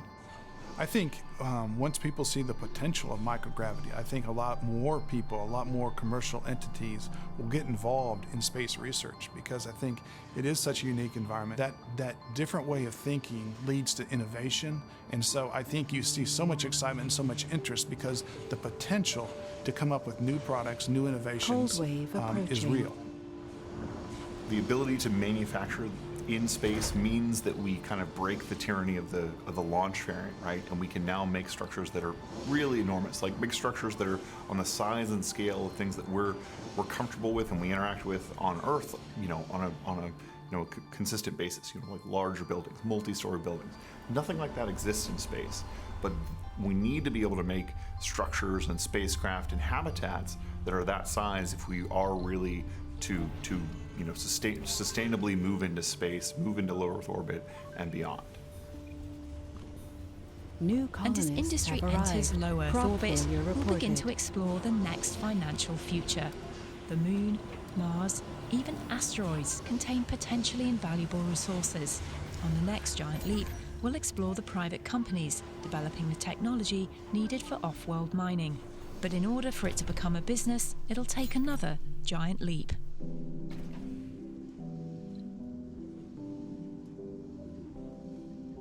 Resources are low.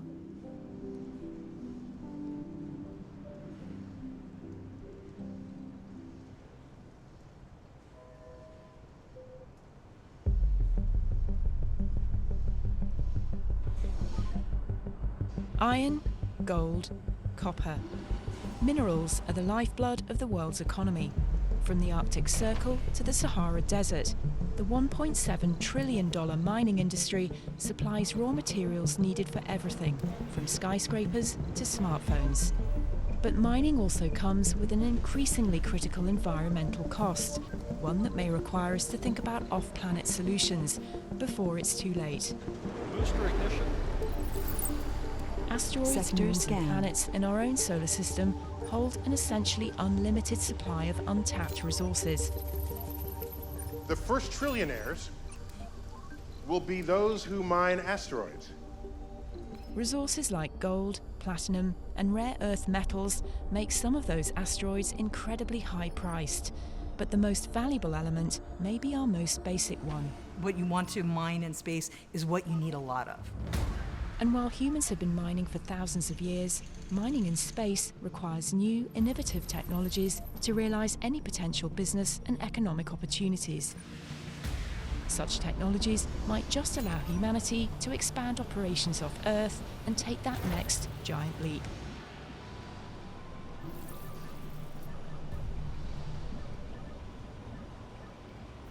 These tiny dots represent the millions of asteroids in our solar system. Over the past 2 decades, government and private aerospace companies have been investigating their composition, location, and even possible payoffs to mine them. This one, known as Bennu, has an estimated value of $669 million. Ryugu, $82 billion. Better yet, an asteroid called Davida, which is valued at more than $100 trillion. And the reason for these high price tags? They're made up of valuable metals like platinum, gold, and iron. We believe that asteroids have platinum group metals, rare earth metals, in higher percentages than you might find on the moon, for instance. Only once in human history has an asteroid sample been brought back to Earth, on the Japan Aerospace Exploration Agency's Hayabusa mission in 2010. And even then, the return sample was merely dust particles. And the total cost of that mission? Approximately $250 million. One problem is that compared to the moon, there's very little gravity. So somehow you have to attach yourself to the asteroid, whereas on the moon, the gravity will hold your processing equipment in place. So the general answer to the question, can we bring materials mined in space back to Earth? The general answer is no. Bringing things from space to Earth only makes sense if what is retrieved is so extraordinarily valuable and just not available on Earth. And even returning the most valuable asteroids could drastically devalue those materials. Take asteroid 16 Psyche, for instance.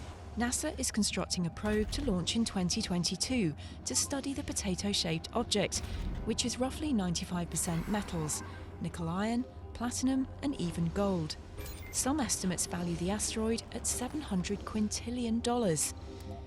NASA says it may be the inner core of a developing planet that somehow lost its outer layers, offering incredible insight into how planets are formed. If someone did manage to bring large amounts of this asteroid back to Earth, supply of the resources would skyrocket, meaning we'd have more of the material than we would have use for, causing the price to crash to almost zero. Once we erode the rarity of a high-value metal or mineral, the value of that terrestrially could drop significantly. Experts agree that a more likely scenario is materials mined in space will stay in space, jump-starting a whole new money-making industry. Any spacefaring nation will have looked at what's called in situ resource utilization, which is a very common space term, meaning you use the resources where you are. So taking that model of if you need it in space, mine it in space, what would you be mining? Mostly you need fuel. There's something else much more valuable for use in space that's abundant on Earth. Research water. complete. Not only can water sustain human and plant life for future manned space missions, the components of water, hydrogen and oxygen, can also be separated and reassembled to make fuel. This zero-emission fuel, called hydrogen fuel, is the same used in spacecraft propulsion and fuel cell vehicles. Hydrogen fuel research in this new space race could also spur new technologies that can help fight climate change by speeding the elimination of fossil fuel use on Earth. And there's already a high demand for it, and an immediate business opportunity for risk-tolerant companies wishing to make a fortune.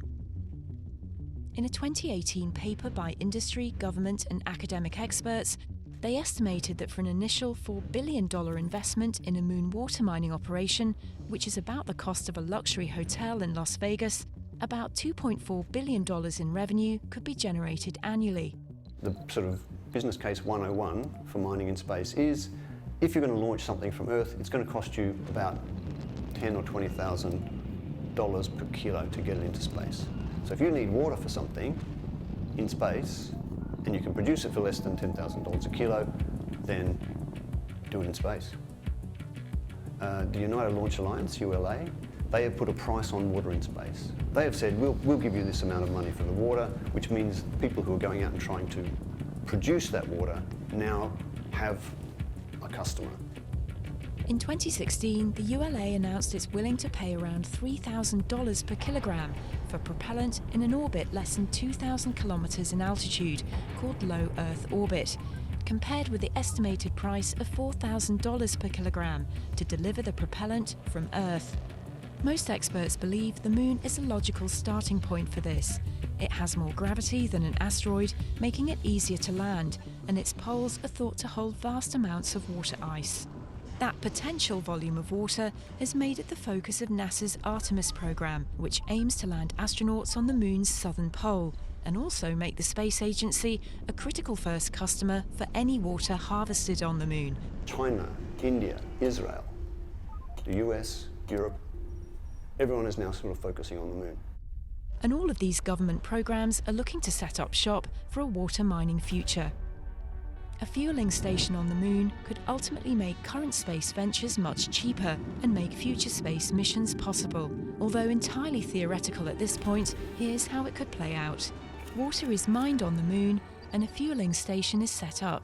This would provide the first customers, most likely government agencies, with water for human consumption and fuel for spacecraft.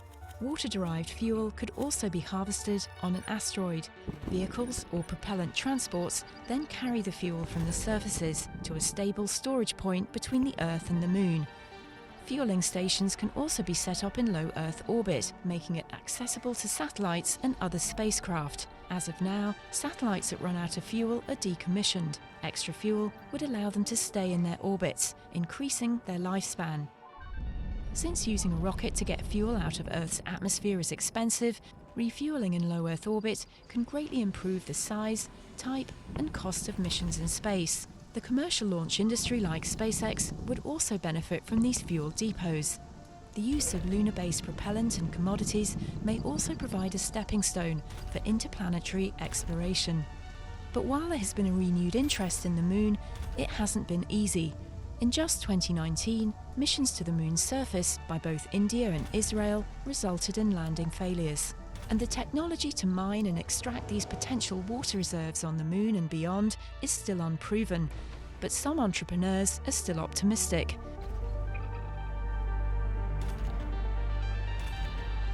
The answer is yes. The technology exists. We can put something together, we can send something to the Moon that can mine water. So we are sort of like a trailblazers, trying to figure out what's going on the Moon, what's below the surface. Meet Honeybee Robotics. They've designed drills used in NASA's past Mars missions and have sampling and mining systems going on future planned missions to the Moon, Saturn's moon Titan, Mars' moon Phobos, and Jupiter's moon Europa. We've been focusing on developing high-end, fully autonomous drilling systems from literally iPhone size all the way to the size that cannot fit inside this vacuum chamber behind me. New colonists have arrived. And that's why NASA has long relied on their expertise. Unlike your everyday drill from the hardware store, their drills overcome the numerous limitations of space, which include extreme temperatures and low gravity. That means you have to be very, very imaginative, very innovative to solve these problems. Sector scan. We're essentially trying to do what we do here on Earth, but with a fraction of the power, with a fraction of the mass, with a fraction of the volume, and drilling is unforgiving. If you get stuck, if something goes wrong, there is no second chance. The difficulty in drilling would delay placement of the second probe until the next day. One of their innovative ideas, called PlanetVac, uses compressed gas to shoot material into a sample container. Its ergonomic design allows it to be inside the foot of a lander, and was chosen to go with NASA-funded payloads to the Moon and Mars' moon Phobos. For mining and extracting water on the Moon, they created the Planetary Volatiles Extractor, or PVEX.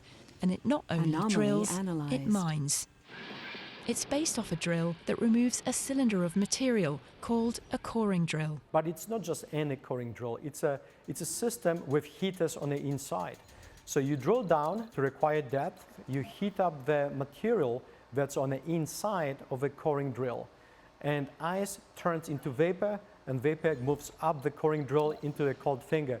So you're capturing water vapor like, for example, in your freezer when you have condensation. PVEX is a mining system.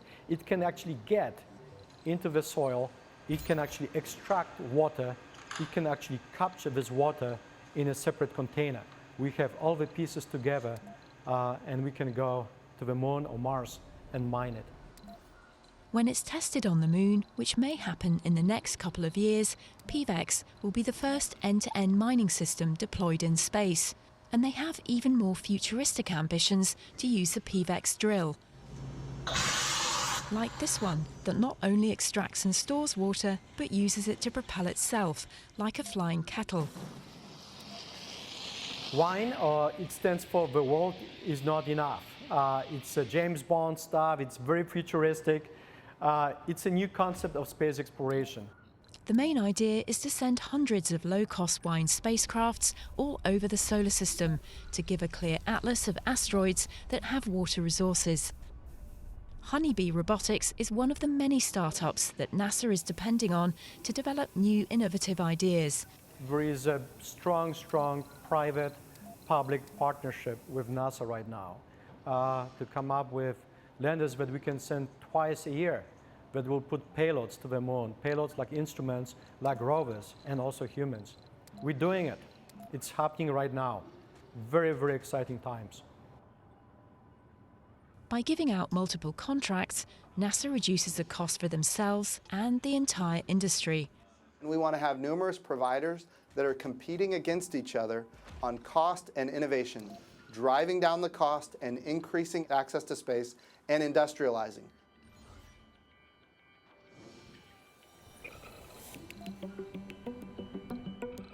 Startup TransAstra, with a new infusion of $2 million from NASA, has teamed up with other space startups and educational institutions to prove its process for harvesting and utilizing water from asteroids without even touching them. Optical mining is our patent-pending process for using highly concentrated sunlight or light from another source to excavate the surface without having to use digging tools to dig into it. And this is very important in space, especially for asteroids. To help develop and prove this technology, they've teamed up with the Colorado School of Mines. It's known as the Optical Mining Testbed. First, they put the simulated asteroid in a vacuum chamber to recreate the conditions of space. Then, they use liquid nitrogen to cool a surface inside the tank called a cryotrap. Then they turn on a giant light bulb, which imitates sunlight that they then concentrate into a beam, resulting in very high temperatures. The beam of light hits the asteroid target, fractures a sample, and then water and other materials are released and frozen onto the cryotrap. The volatile materials, which include water, methane, carbon dioxide, other valuable materials that are common and cheap here on the ground, but very valuable in space, trapped on our cryotrap. Well, that's pretty nice. The same way that we would trap those chemicals in space for a real asteroid mining mission. Optical mining bypasses the daunting task of trying to land on an object with such low gravity that it could simply break apart when touched, and there's no drill to potentially get stuck. But for this to work, they're targeting smaller asteroids the size of a beach ball for their tech demonstrator model, with plans to accommodate rocks the size of a cubic tennis court and bigger in future models. We think the right thing to do is to rendezvous with the asteroid, match rotation with it, put a thin film bag around it, cinch that bag down, and then de-spin the asteroid. And now you have the asteroid in a container, so you can work with it in a practical way. TransAstra believes that harvesting water on asteroids will not only make space travel more affordable for private industry, but it will make NASA's proposed missions to take astronauts to the Moon, Mars, and even asteroids possible within a budget that the US Congress may be willing to provide. And we can cut out hundreds of billions of dollars and actually make it possible for NASA to do all those exciting missions in a period of just 20 years or so by harnessing the asteroids. Now, what's really cool about it is that by using public-private partnership and working with companies like TransAstra, the infrastructure for space resource harvesting and commercial transport in space can be developed. So by NASA doing it this way, and NASA becoming the first user of these resources and this infrastructure for its exploration missions, then that infrastructure is left behind for industry. And that can create massive industries in space. Like, it even becomes cost-effective to build a space hotel. TransAstra and partner Momentus will be on a 2-year contract with NASA to build their asteroid mining and in-space transportation prototype called Mini-B to provide optical mining in space. We live in a very exciting time where we're going to be able to take that to space, and the resources of space are literally unlimited. And those unlimited resources are what some universities are betting on. At the Colorado School of Mines, where TransAstra does its optical mining research, they now offer a graduate degree in space resources. Our space resources program is the first of its kind in the world. There is anticipated to be a growing number of jobs directly in space resources. But the skills and practices of space resources can be applied to lots of other things. And a huge benefit to space mining research is that a lot of this technology can be beneficial here on Earth. Like their 3D printer that uses materials on the Moon or Mars to make structures, and is modelled after startup Icon's 3D printer that is used to make homes on Earth. Their penetrometer is a tool on the end of a robotic arm that's being developed to take measurements on the Moon, but has applications for mining companies. And even a rover in a lunar testbed that can drill and prospect for resources has its benefits. There are places on Earth where mining companies and equipment manufacturers are looking at applying smart robotic systems in terrestrial mines. They could go into places that are not safe for humans. They could work in much more confined, toxic environments than a person could. And one country is doing just that, and hopes to leverage their expertise in robotic systems for mining remote, inhospitable locations that are almost Mars-like. Recently, the administrator of NASA, when the head of the Australian Space Agency visited, was saying that the US is looking to Australia to be doing development in this area, extracting resources in space. One of the reasons why we in Australia want to get into this area is because of the strength of our mining industry, the strength of our mining automation, and the strength of our mining research. We see it as a way that Australia can establish a niche space capability. Australia's high wages have caused some of the largest mining operations in the world to seek cost savings by using automation. Rio Tinto, the world's second largest mining company, has fitted operations in Australia with fleets of autonomous trucks, drills, and even the first driverless freight train network. Adapting these technologies could prove useful to space programs, and the use of space technology in mines, such as robotics, would be useful on Earth. The Australian Centre for Space Engineering Research at the University of New South Wales in Sydney was founded in 2010 and has 15 PhD current or graduated students researching space resource ventures related to Australia's needs and expertise. What we are trying to do at the moment is to reduce the risk perceived by a large company, mining company for instance, when they approach this type of venture. I think one of the main reasons that terrestrial mining companies should be looking at this problem is that they will benefit their terrestrial operations by learning some of these lessons. So if they look at the way that you need to automate on the Moon, that will help their terrestrial operation. If you look at the way you would analyse risk for this type of mine, they must learn new lessons, which should hopefully flow back to their risk analysis for terrestrial mines. Although mining companies have terrestrial mining expertise and monetary advantages, only time will tell who will be the first to provide a fueling station in space. In terms of making it happen, I actually don't think it'll be a startup, I don't think it'll be a space agency, and I don't think it'll be a mining company. but I think it will be a big company, probably driven by a high net worth individual. A company like Blue Origin, SpaceX, a company like that. Not necessarily them, but something like that.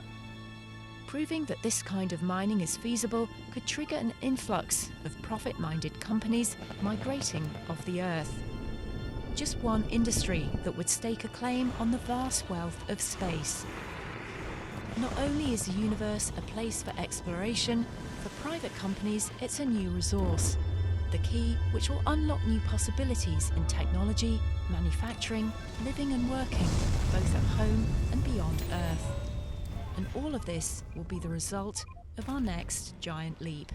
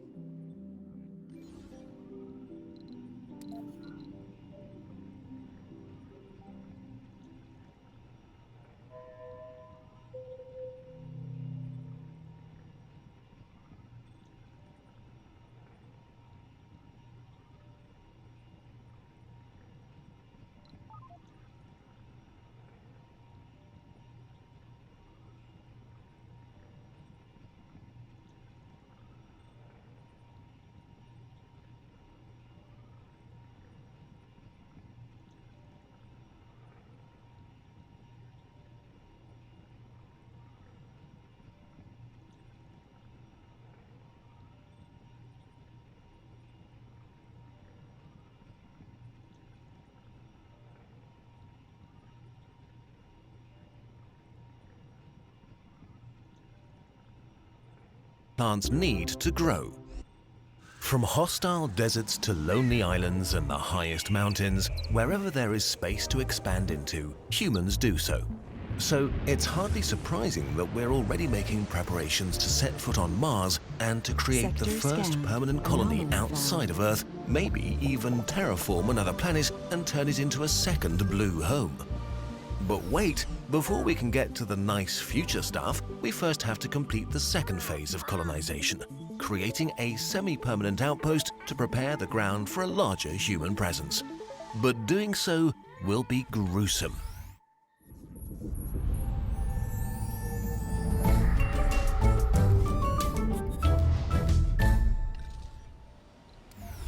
Even for an expansionist species like us, Mars is extreme. At first glance, Mars seems familiar. Polar ice caps, large valleys, liquid water under its surface, and a day barely longer than Earth's. The ideal place for us to go. Unfortunately, Mars is actually a cold, radioactive desert where the ground is poisonous and breathing is impossible. Mars is awful. You almost certainly don't want to go there. The pioneers doing the hard work on Mars will have an intensely stressful life filled with incredibly challenging problems never encountered before. But there are plenty of people willing to do that work, and we have the technology to enable them to do it. For this video, we will assume there have been prior missions to Mars to scout out a good place for an outpost, store resources and equipment, and that there's already a moon base that serves as a hub for Mars missions. The first major challenge for our outpost is the fact that Mars is very energy poor. Because of its distance from the Sun, solar power is only 40% as effective as on Earth. But even this weakened sunlight is often obscured for days by enormous dust storms. Solar power alone will probably not be enough. Alternatives such as wind power and geothermal energy are also unfeasible, as there's hardly any atmosphere and Mars's interior is much too cold. Initially, nuclear technology might be the only option. Since Mars doesn't have easily accessible radioactive elements, the nuclear fuel needs to come from Earth along with the reactor. If we do set it up, it could power our small outpost for the first few years. Unfortunately, all that energy won't be very useful if we can't breathe. Mars's atmosphere is only 1% as dense as Earth's and mostly made up of CO2.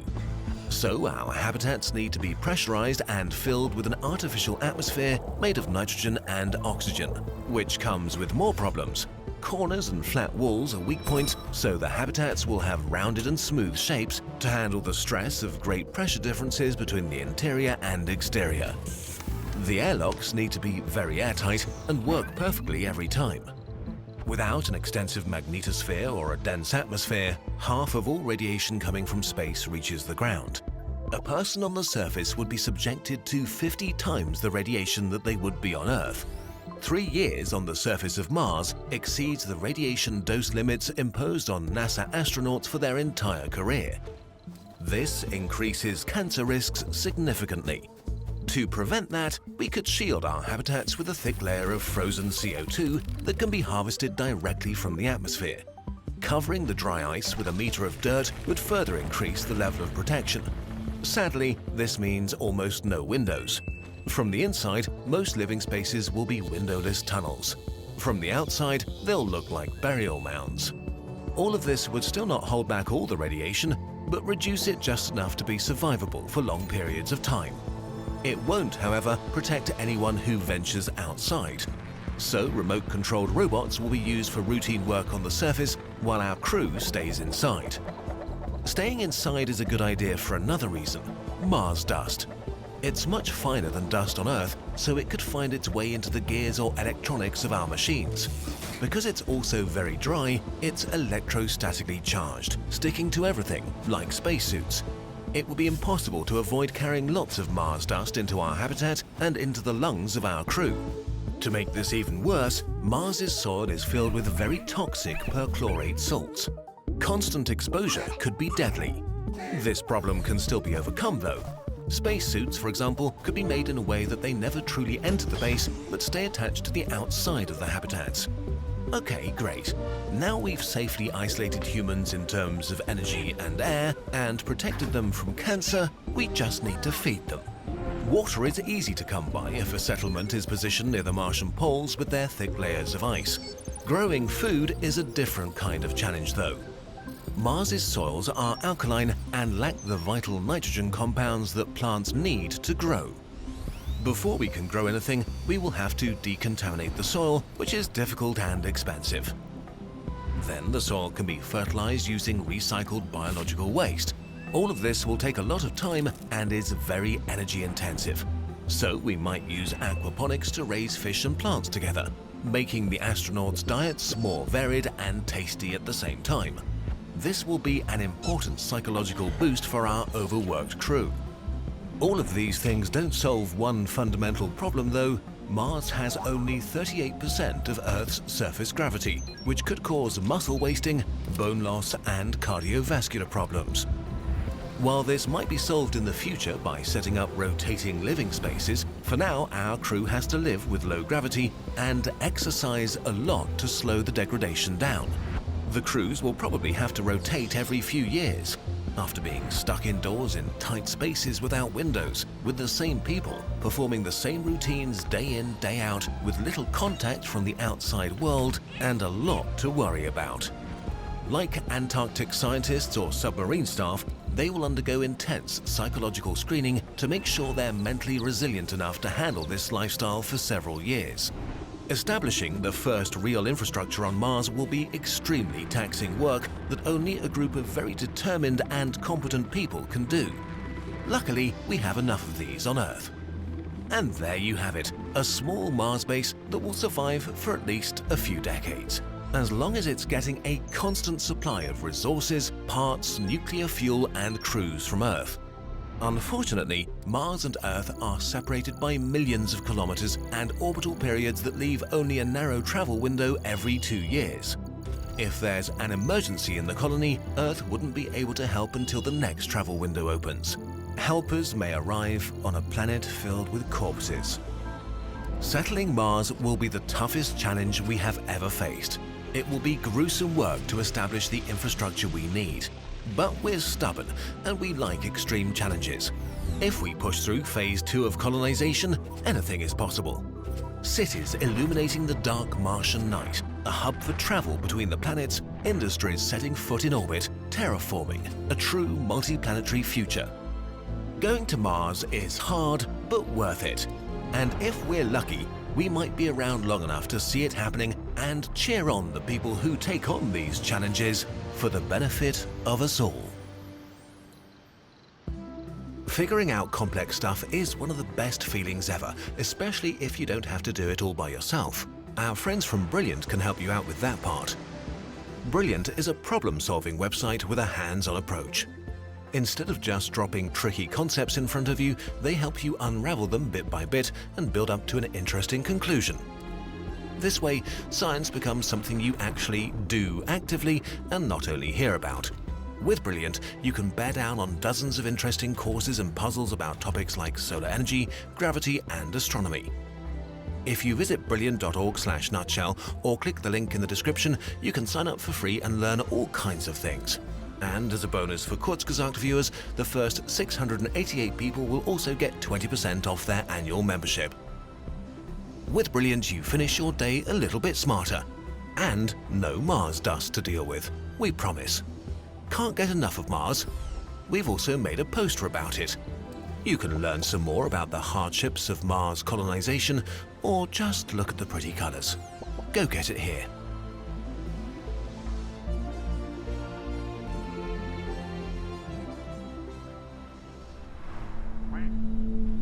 Resources are low.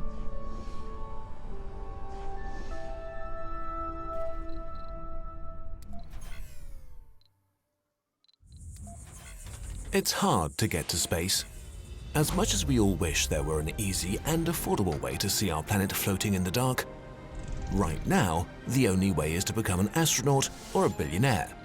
But there is a concept that might make it possible while serving as the starting point for the exploration of the universe, the space elevator. How exactly does it work?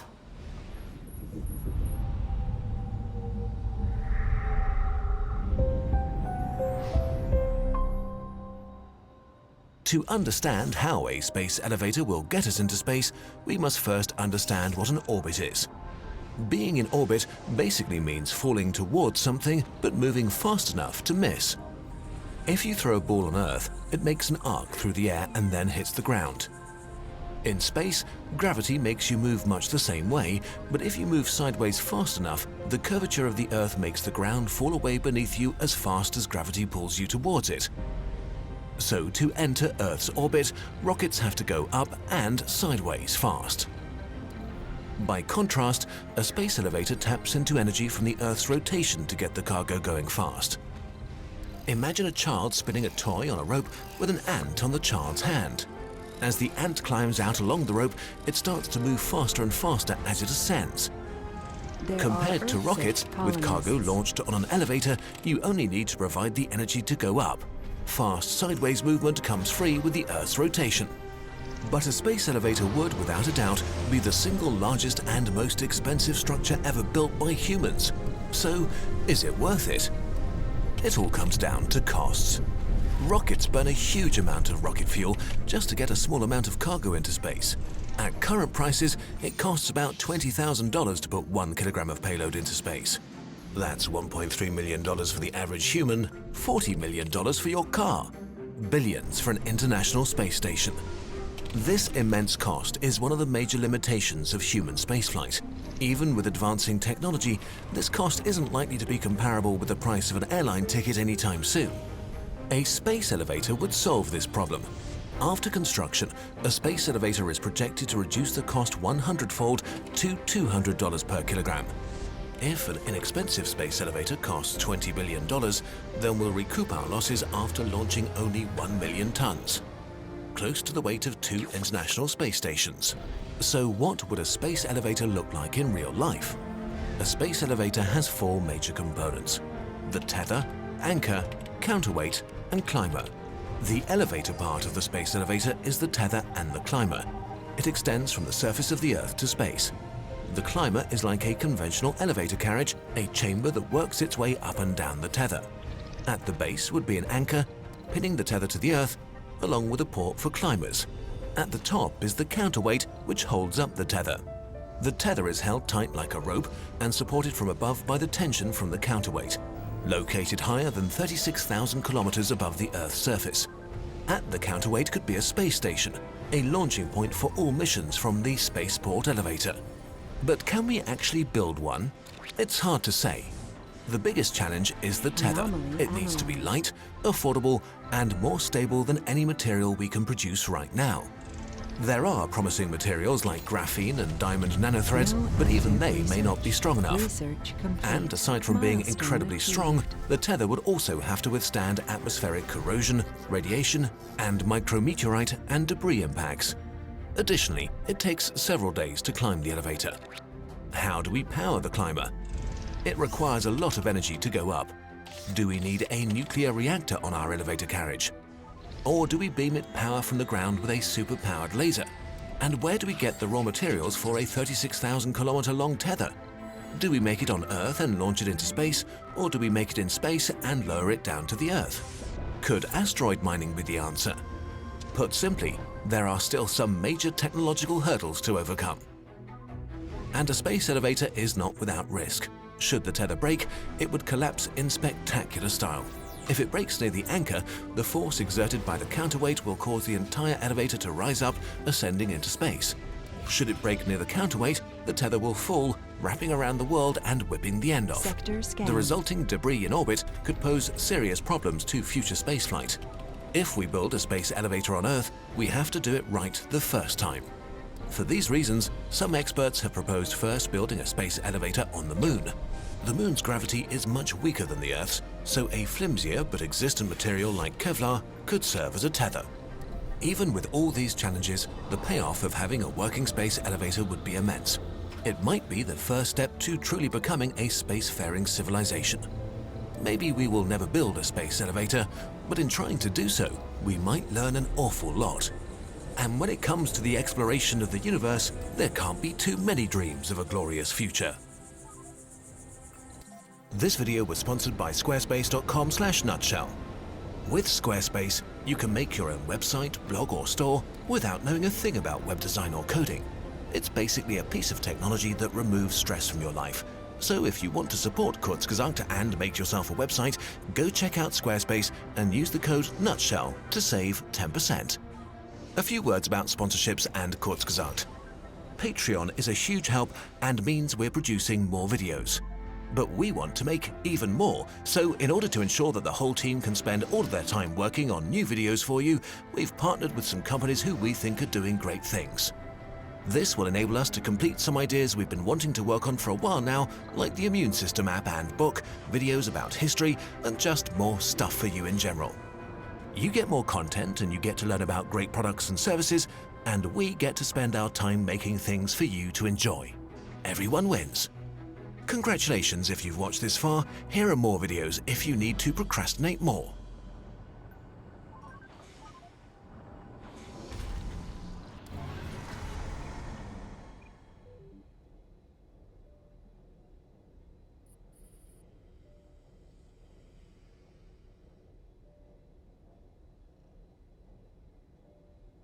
Hey there, welcome to Life Noggin. As we blow through the resources on Earth, it's clear that we're going to need a new planet soon. And since there isn't another Earth out there, is it possible we can make one through terraforming? Terraforming is the process of turning a hostile environment. Nothing in the universe is static. In the Milky Way, billions of stars orbit the galactic center.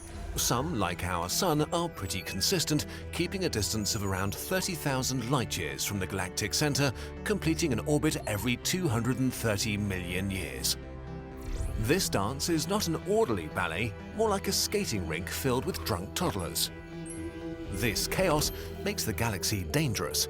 Our solar neighborhood is constantly changing, with stars moving hundreds of kilometers every second. Only the vast distances between objects protect us from the dangers out there. But we might get unlucky in the future. At some point, we could encounter a star going supernova, or a massive object passing by and showering Earth with asteroids. If something like this were to happen, we would likely know thousands, if not millions of years in advance. But we still couldn't do much about it, unless we move our whole solar system out of the way.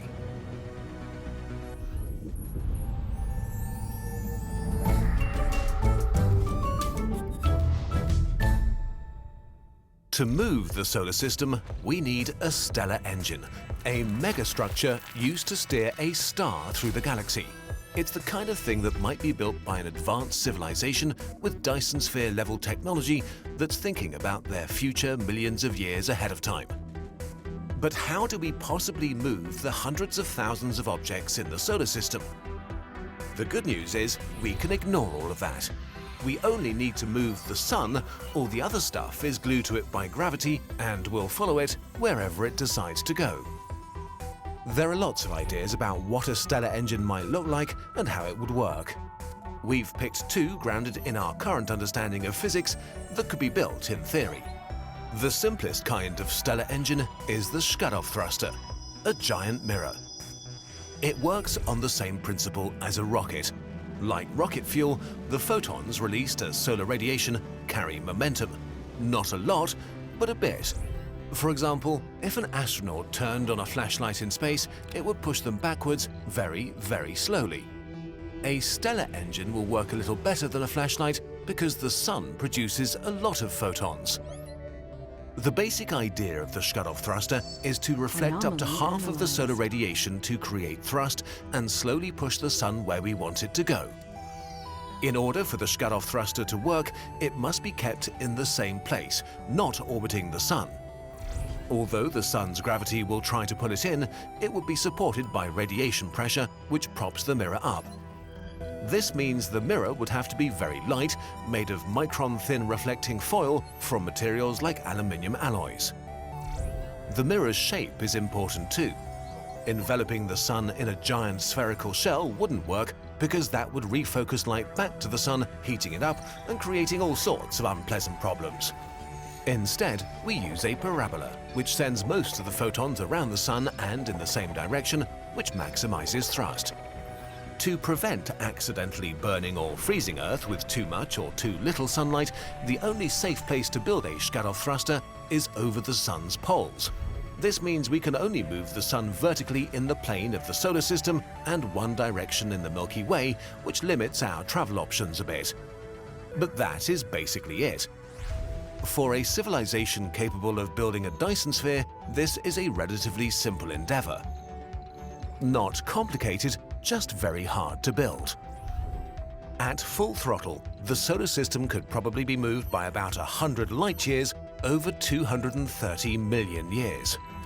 Over a few billion years, it gives us near complete control over the sun's orbit in the galaxy. But in the short term, this might not be fast enough to dodge a deadly supernova. That's why we thought we could do better. So we asked our astrophysicist friend if he could design a faster stellar engine for this video. He did, and wrote a paper about it that's been published in a peer-reviewed journal. You can find it in our sources document. We're going to call our new stellar engine the Kaplan thruster. It works a lot like a traditional rocket. Shoot exhaust one way to push yourself the other. It's a large space station platform powered by a Dyson sphere that gathers matter from the sun to power nuclear fusion. It shoots out a very fast jet of particles at nearly 1% the speed of light out of the solar system. A second jet pushes the sun along like a tugboat. The Kaplan thruster requires a lot of fuel, millions of tons per second. To gather this fuel, our thruster uses very large electromagnetic fields to funnel hydrogen and helium from the solar wind into the engine. The solar wind alone doesn't provide enough fuel though, and that's where the Dyson sphere comes in. Using its power, sunlight can be refocused to the surface of the sun. This heats small regions to extreme temperatures, lifting billions of tons of mass off the sun. This mass can be collected and separated into hydrogen and helium. The helium is burned explosively in thermonuclear fusion reactors. A jet of radioactive oxygen at a temperature of nearly 1 billion degrees is expelled and becomes our primary source of propulsion from our stellar engine. To prevent the engine from just crashing into the sun, it needs to balance itself. To do this, we accelerate the collected hydrogen with electromagnetic fields using particle accelerators and shoot a jet back at the sun. This balances the thruster and transfers the thrust of our engine back to the sun. In as little as 1 million years, this engine can move the sun by 50 light years, more than enough to dodge a supernova. At full throttle, the solar system can be completely redirected in its galactic orbit in 10 million years. But wait, won't we use up the sun this way? Fortunately, the sun is so massive that even billions of tons of material will barely scratch the surface.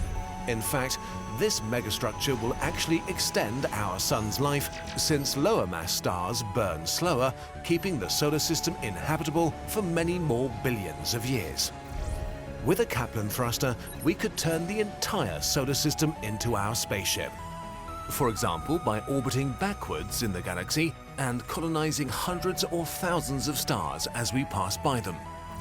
It may even be possible to escape the galaxy entirely and expand beyond the Milky Way. Stellar engines are the kind of machines built by civilizations thinking not in terms of years or decades, but eons. Since we know that our sun will die one day, a stellar engine could allow the far future descendants of humans to travel to other stars without ever having to venture into the terrifying dark abyss of interstellar space. Until we build a stellar engine, we're adrift and subject to the whims of the galactic sea. We may not like where it leads us. Maybe our descendants will set sail and become an interstellar species for millions of years to come. This was our last video for the year 12,019.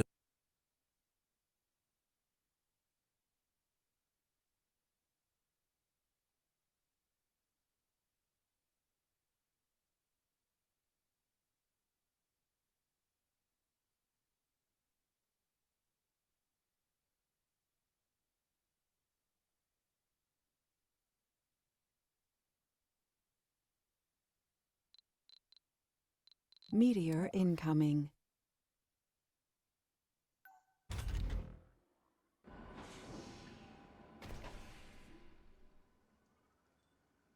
This episode is brought to you by CuriosityStream, home to thousands of nonfiction documentaries from some of the best filmmakers in the world. Follow the link below to start your free trial today.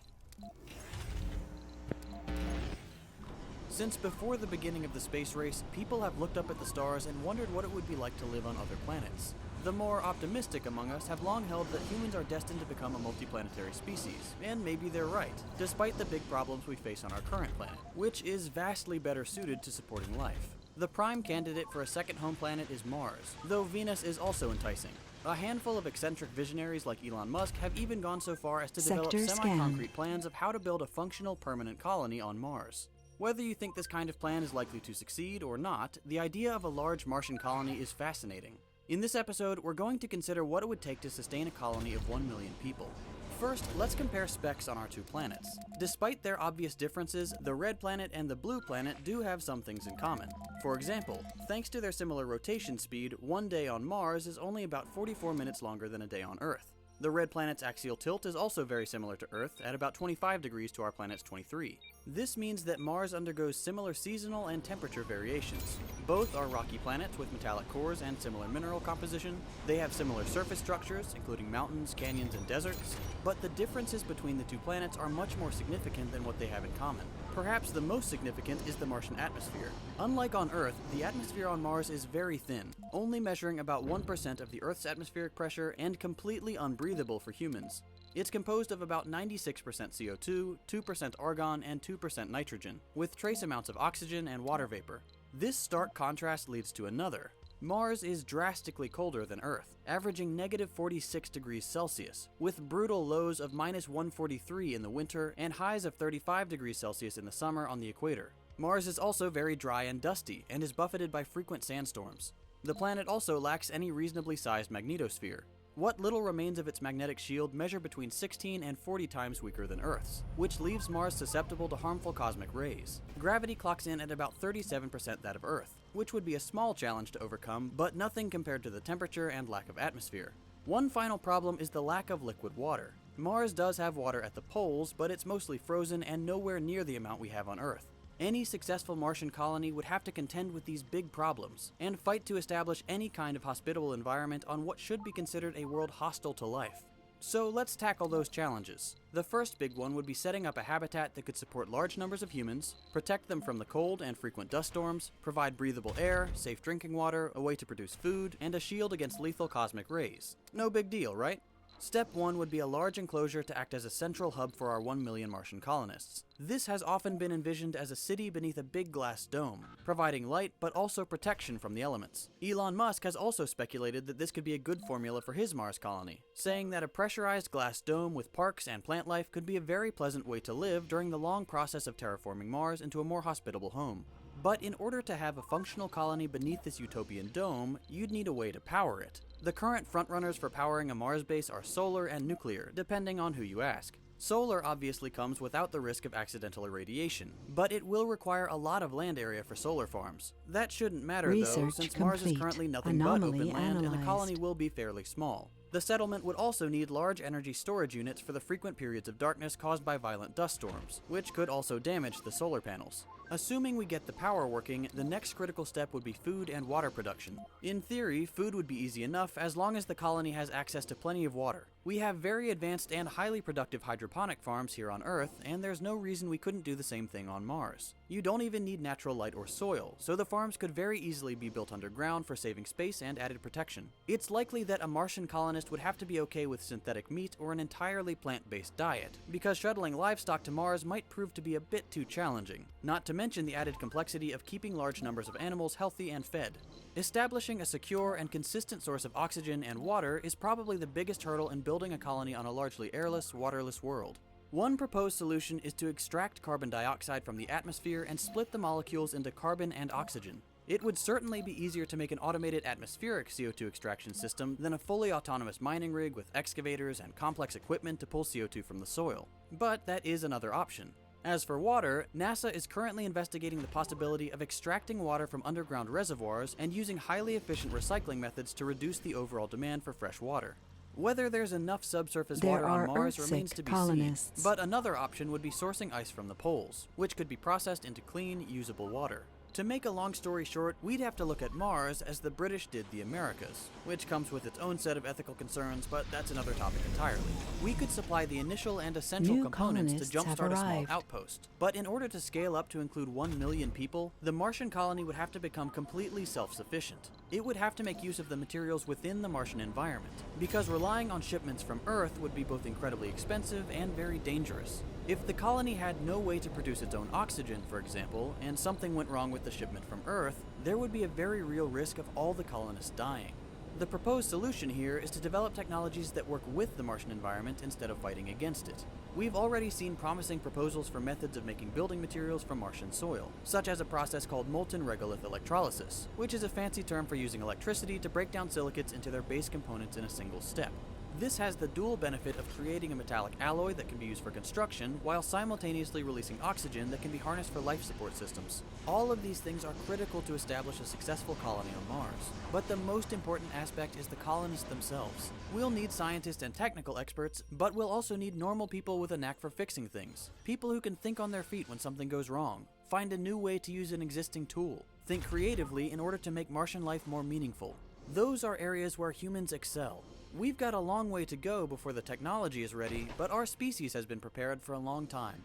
If you'd like to learn more about the daunting challenge of preparing for a Mars colony, I highly recommend you check out Packing for Mars on CuriosityStream. It's a fascinating documentary that highlights just how carefully we have to plan our Mars mission before humans ever set foot on the Red Planet. If you watch my videos, you'll know that I'm a big fan of CuriosityStream. It's an online streaming service with thousands of nonfiction titles from some of the best filmmakers in the game. You can find tons of great episodes like Packing for Mars, and they've got a bunch of material on technology and outer space, which are some of my favorites. Their giant catalog includes content on science, nature, astronomy, technology, and lifestyle, among others. Unlimited access starts at just $2.99 a month. And as a special offer just for you guys, you can get a free trial by following the link below. CuriosityStream is available on just about every platform you can imagine. So wherever you are, you'll always have access to great, interesting content. As an added bonus, your CuriosityStream subscription now comes with a free Nebula subscription. Nebula is a new streaming platform built by and for creators like Wendover Productions, Real Engineering, Kurzgesagt, and of course, Second Thought and many others. It's a place for us to try new things and make original content that just wouldn't be possible on YouTube. Give CuriosityStream a shot and get free access to Nebula when you visit curiositystream.com/secondthought. If you enjoyed this episode, consider dropping a like. If not, a thumbs down. While you're here, check out some of my other work. I have videos on all sorts of topics, and I bet you'll find something you'll enjoy. Remember to subscribe if you'd like to see more episodes like this one, and click the bell to be notified each time I upload a new video. Thanks for watching, and I'll see you in the next one.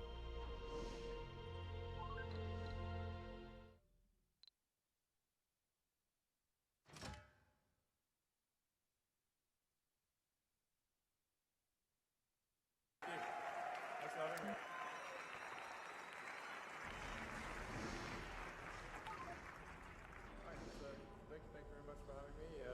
Look forward to talking about the SpaceX Mars architecture, and what I really want to try to achieve here is to make Mars seem possible. This is a two-part collaboration with Times Infinity. In part 1, we discussed how and when SpaceX plans to travel to Mars. And now we're going to look at what SpaceX could do on Mars in the quest to make humans a multi-planetary civilization. If you've not seen part 1, make sure you check it out after this video. So we have achieved the biggest feat of mankind. We have arrived at Mars, our nearest chance of a realistic second home in the universe. So, now what? What has SpaceX got planned to get us cozy and settled in? Let's start by looking at Elon's original plan for a Mars mission, way back in 2001, where the goal for Mars was much simpler. At that time, SpaceX didn't even exist, and the plan was to send a greenhouse to Mars, with the goal of inspiring humans with images of life growing on a barren red planet over 100 million kilometers away. However, the price of reaching his goal was well over $60 million just to launch his dream into space. So after several failed negotiations for a rocket, Elon decided to do it himself and to start his journey for his own space company, which we now know as SpaceX. Over time, the plan for what SpaceX would do on Mars took on a much more grand scale, with the vision shifting from inspiring people back on Earth to directly settling and colonizing Mars. The plans at first were secretive and only discussed as comments from Elon himself. As early as 2007, Elon expressed interest in one day exploring and colonizing Mars. Rough timelines were drawn up in the mid-2010s, with an aspirational goal of humans on Mars by early 2020. By 2013, many more details were known. With the name of the Mars Colonial Transporter given, it was determined it would ferry people to and from Mars as the most powerful rocket ever built. By 2015, the plans were publicly announced, and a vision of 1 million people on Mars began to show just how much more massive the vision SpaceX had for Mars had grown. SpaceX now had plans not only to land humans on Mars, but to fully settle, colonize, and terraform the planet in the long run. So once on Mars, what options do we have for setting up the initial infrastructure and a base? The first two of SpaceX's Mars missions will be uncrewed cargo ships that will be tasked with finding natural resources that can be used in future missions, and to provide fuel for Starship to make two-way trips with ease. These missions will also bring vital initial supplies like power generating machines and life support systems for the first humans to use. Further missions will then send manned and unmanned starships to set up propellant production plants that will turn water, ice, and carbon dioxide into usable fuel for the Starship, in the form of liquid methane and liquid oxygen. These steps will be vital for the longer-term two-way transportation of humans and cargo to set up infrastructure on the Red Planet. So what about a base? How will that work? Hey beautiful viewer, just before we go on, show us some love. Click subscribe and the bell icon for more videos. Now back to the video. Enjoy. Starship itself could be a very interesting option for a Mars base. At 50 meters in height, large cargo bays, and being made of useful building materials, it would seem like a very attractive option using it for a Mars base. However, there are some drawbacks. Starship is designed to be fully reusable, like a jetliner. Imagine decommissioning a brand new aeroplane after a single flight. The cost to fly on that plane would be enormous. Outside of simply using Starship as a base, the logical process will most likely be building outwards from the initial propellant production plants, forming larger colonies into towns, and eventually fully functioning and habitable cities. Starships will arrive intermittently as and when the two planets are in close proximity on their individual orbits of the Sun. And with every arrival, more power, industrial, mining, and farming resources will be available for use on the ground. As for the location of possible first settlements, it's thought that 5 sites have been marked in between the areas of Arcadia Planitia and Amazonas Planitia, west of the highest mountain in the solar system, Mount Olympus Mons. Even though there is more ice readily available at the poles, this location is preferred, as it's on a huge low-elevation plain and will be within 40 degrees of the planet's equator, so it will have a relatively good temperature for Mars and still have abundant amounts of surface ice and potential buried glaciers that could be tapped into. Another point of interest here is the fact that there are extinct underground lava chambers here that can be tunneled into to make colonies partially underground and help protect from the worst of the solar radiation on Mars. SpaceX will not be making this alone, but will be teaming up with NASA and other commercial space companies who are already creating concepts of how every step of this will work and look in reality. Imagine being able to design your own Martian city. What would you include?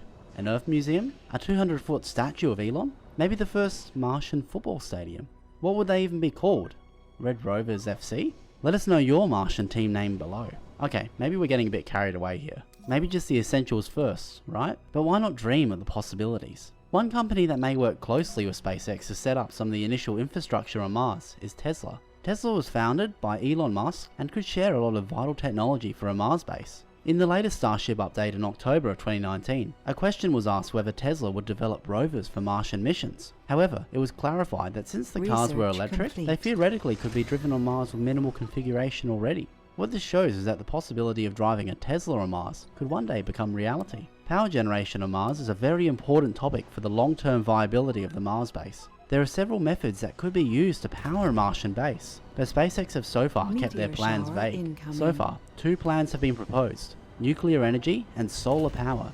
At the distance Mars is from the Sun, solar power generation could be weaker, but deploying thousands of solar reflectors in space could redirect sunlight to the surface of the planet and would allow for sufficient power to come from the planet through artificial means. Also, solar mirrors could be useful for another purpose, as we will see later on. Ultimately, the vision for Mars is to make it a second home for humanity. To do this, we will need to give it Earth-like conditions. The process of turning Mars into an Earth-like planet is called terraforming. SpaceX has floated some ideas of how this process could be done. One of these options takes terraforming the ecosystem of a planet to an extreme by using nuclear weapons.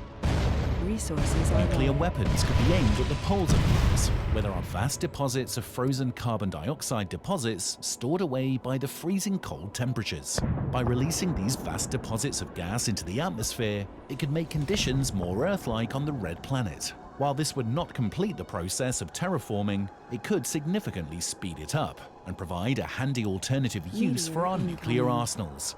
SpaceX has envisioned that placing thousands of mirrors in Mars orbit aimed at the poles could heat up the planet at specific spots where carbon dioxide is frozen. It would both raise the pressure and temperature of Mars. However, several studies have shown that this increase in temperature and pressure may not be enough, and the best it may allow is thinner suits and more incoming energy on the planet. Elon Musk has said 1,000 Starship missions will be needed to create a sustainable city on Mars, and this could take a while, as the planets only align once every 2 years. He has estimated over the next 20 years he will be able to transport 1 million tons of cargo to Mars, which should be enough to establish the first Mars base. Do you think Elon can do it? And if so, would you move to Mars? Let us know below. Now over to Times Infinity, where we will discuss the mission to Mars, how SpaceX plans to do this, and the perils of space travel we will encounter. Link here and in the description below. Make sure you subscribe to both of our channels and leave a like if you enjoyed the video.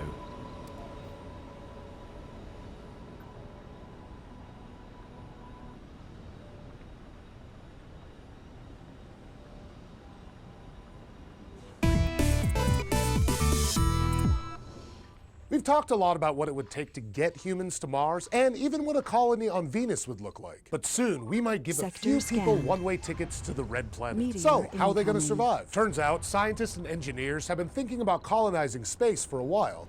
After we sent people to the moon, it seemed like a Mars colony couldn't be too far off. But the 1970s came and went, and the 80s, and the 90s, and the 2000s. Still no people on Mars. And it's looking like it isn't going to happen in the 2010s either. Well, you know what they say, the 6 decades, the charm. right? Because now it's 2016, and the crew of Mars One, a mission being planned by a nonprofit Meteor organization incoming. of the same name, could be the humans to colonize Mars. Right now, the mission is set to launch in 2026, though it's already been delayed twice. But what's so hard about setting up shop on Mars anyway? Well, pretty much everything, especially when it comes to 3 basic human needs that we'll need to sort out before astronauts land: sleeping, eating, and breathing. There aren't any 5-star Martian hotels, so when it comes to sleeping accommodations, it's one of those bring your own room situations. Before they send people, Mars One is planning to send missions with rovers and supplies, including living units and life support units that the robots will set up for the first group of humans. Then, after the first crew lands, they'll receive more supplies and set up the living space for the second crew. And the pattern will continue for all the missions afterwards. Each astronaut will probably have around 10 square meters of personal living area,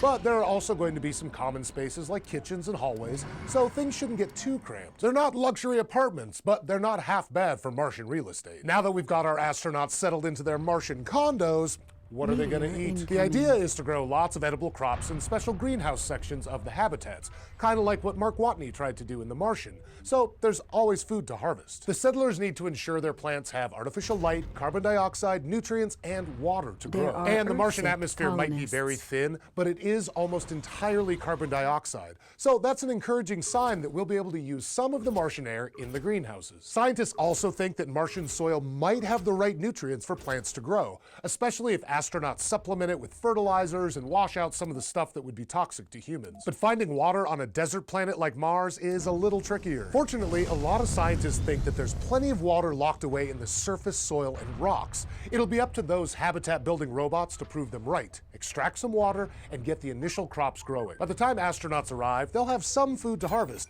and will need to start planting their own. But with food comes poop. So scientists are still trying to figure out how to deal with all the waste that people and plants produce, especially as the colony grows. But who really cares about sleeping and eating if you can't survive outside of a spacesuit? Where will the breathable air come from? Mars' atmosphere is incredibly thin and has almost no oxygen. In fact, only about 0.13% of Mars's atmosphere is oxygen, compared to 21% here on Earth. And humans don't tend to live very long without oxygen. So an Earth-like atmosphere inside the habitats has to come from somewhere, and we'll have to make a lot of it to fill up all that living space. The plants will produce oxygen as they photosynthesize, but it would take a long time for that oxygen to build up to life-sustaining levels. The hope is that some oxygen gas can be extracted from the Martian air by basically splitting up the carbon and oxygen in the carbon dioxide, or it can come from the soil with the help of microbes. It's going to take a little bit of juggling to get all the right gases in the right proportions in the air, but scientists are pretty sure it can work with the right technologies. So will these plans work? Are we finally going to send people to colonize Mars? Well, maybe. In a paper published earlier this year, a group of scientists at MIT described a detailed simulation of the Mars One mission. In the paper, they write, and I quote, "Our analysis finds that the Mars One mission plan, as publicly described, is not feasible." But there are also a bunch of scientists who think that Mars One is progressing right on track, and that it's going to work. So it's hard to say if we're really going to watch human beings colonize the Red Planet in 2027. But we do know that either way, NASA has plans to send astronauts to Mars sometime in the 2030s. So even if we don't have a colony set up by then, hopefully the astronauts will come back with data that helps us plan for one. Thanks for watching this episode of SciShow Space, and thanks especially to our patrons on Patreon who help make this show possible. If you want to help us keep making episodes just like this, go to patreon.com/scishow, and don't forget to go to youtube.com/SciShowSpace and subscribe. Bringing it to Earth. They add that the new American law says companies can own whatever they extract from something like an asteroid, but it doesn't let them outright own the asteroid. Which brings us to the second major document in space law.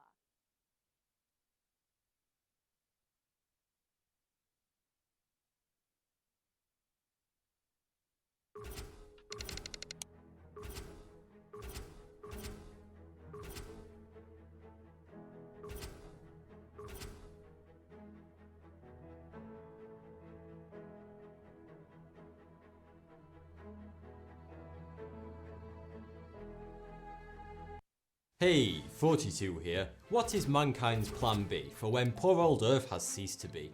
Gone to meet its maker, rung down the curtain and joined the choir invisible. What happens when Earth is an ex-planet?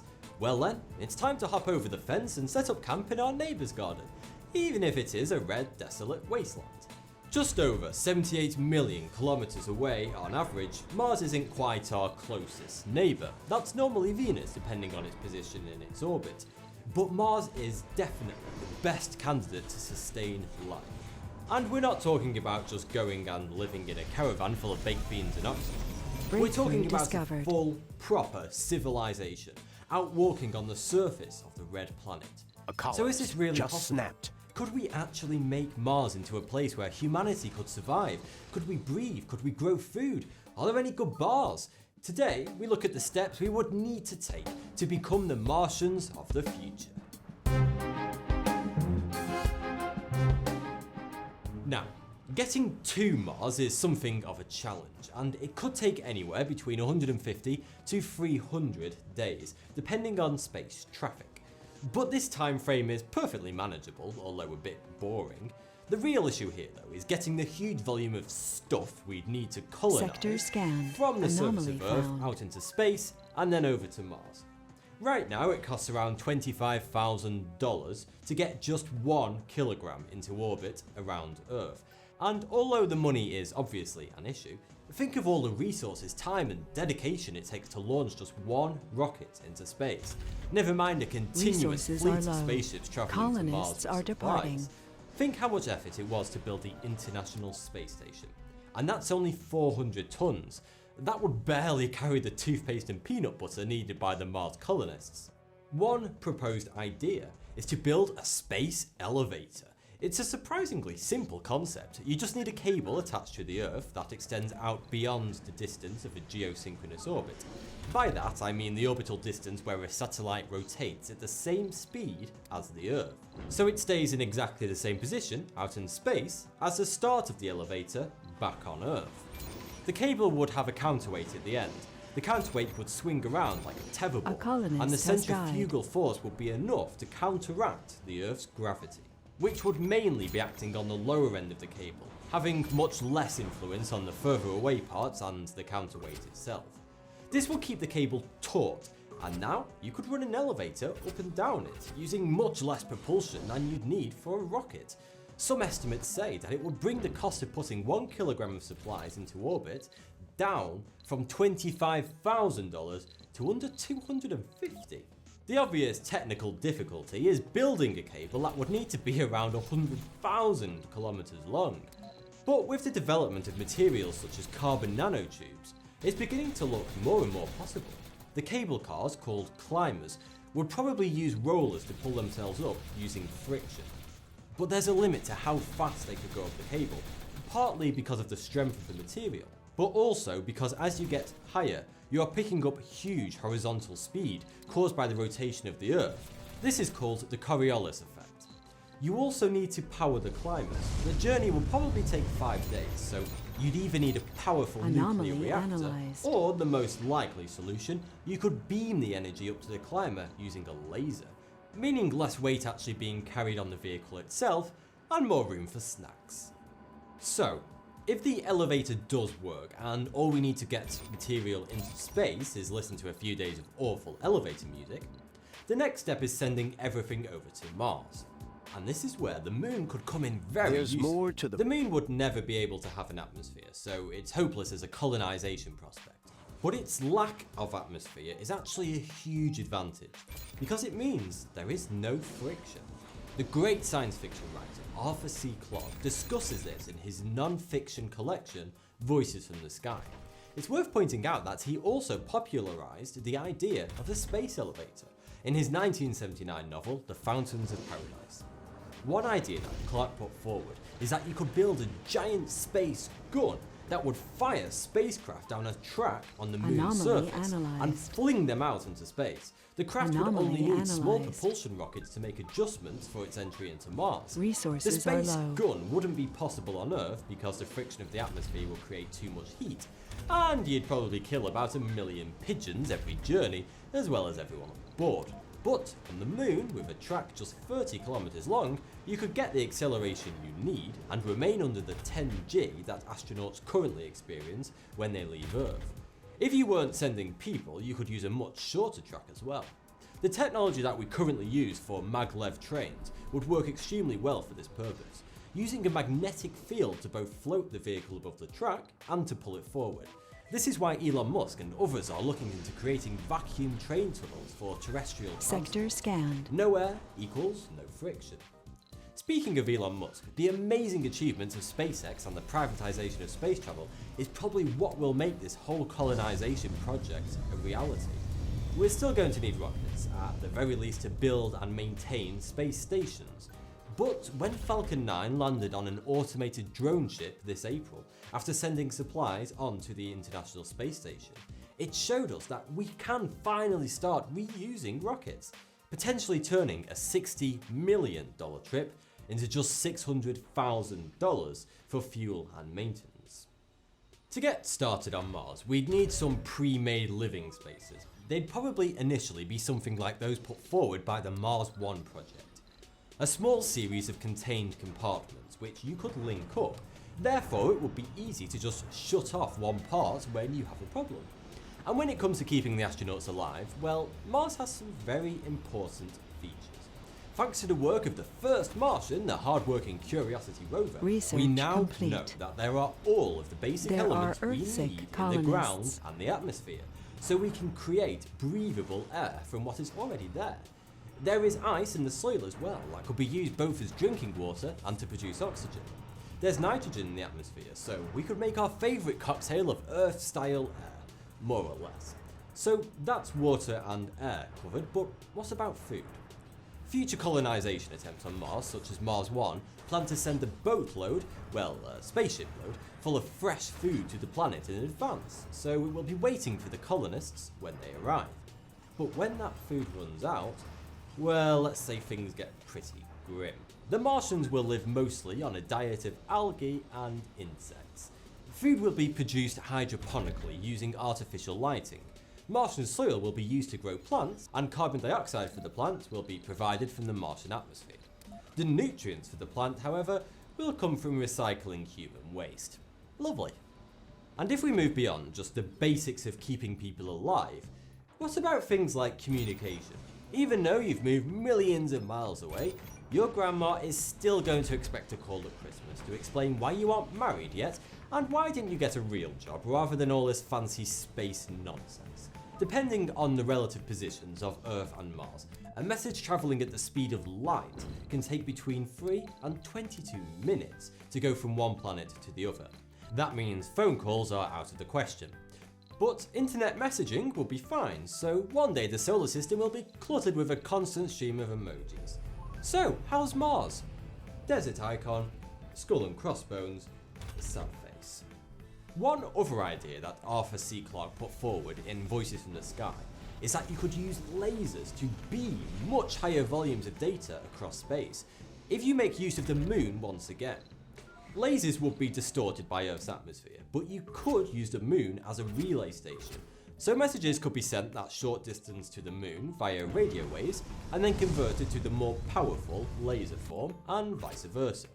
This means large data dumps of technical information could be much easier, and you wouldn't need to limit the colonizers' communications, so the Martian folks will be able to send all the selfies that they want from Mars back to Earth. Yeah, we get it, you guys are holding a Mars bar on Mars. Very funny.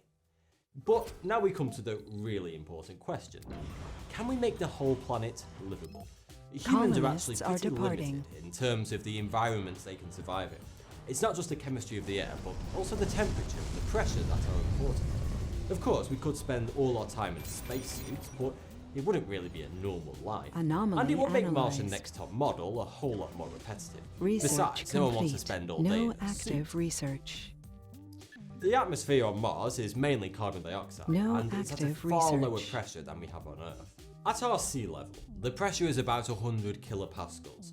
To make life easier, we normally refer to this as 1 atmosphere. The lowest pressure us puny humans can breathe in unaided is about 0.4 atmospheres. Anything under 0.2 would require us to wear a suit. Mars is all the way down at 0.01 atmospheres. You really don't want to go out in that. In 1966, a technician was testing a spacesuit in a vacuum chamber.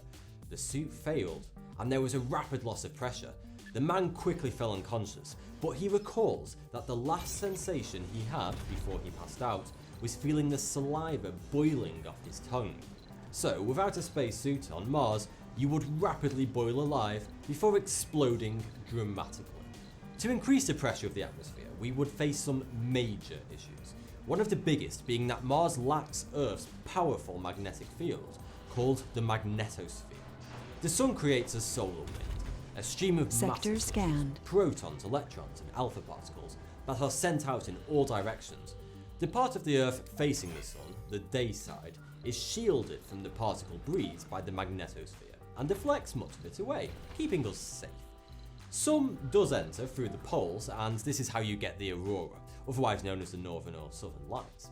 We believe Earth has this magnetic field because of its liquid outer core. The moving molten metal deep inside the Earth acts like a dynamo, just like how the spinning metal of a bicycle wheel creates an electrical field that can power a light bulb. Mars once had a magnetic field too, but eventually the planet's core cooled down, and now its core is totally solid, so its magnetic field was lost. Without the protection of a magnetosphere, the solar wind blows away much of the atmosphere, thinning it out. We have not yet come up with a good solution to this problem. What we do have are a variety of ways that we could at least create the atmosphere once again, and raise the temperature of the planet's surface. The south pole of Mars holds a lot of frozen carbon dioxide. If we could heat the surface a few degrees, the CO2 would be released into the atmosphere and would then act as a greenhouse gas, like it does in a problematic way here on Earth. This would then warm the planet, and you could use simple life forms like phytoplankton to convert some of that carbon dioxide into oxygen. You could then slowly introduce more complicated organisms and carefully build the ecosystem. As our knowledge of genetic engineering grows, we'll probably be able to alter the organisms to work better in each stage of the changing environment. We'll also be able to make six-armed monkeys, orange dolphins, and dangerously fat mice, just because we can and it's funny. So, how would we give the planet that initial kick of energy to release all the CO2 and create the desired greenhouse effect? Well, one idea put forward is to just bounce more sunlight up to the pole with a series of giant mirrors.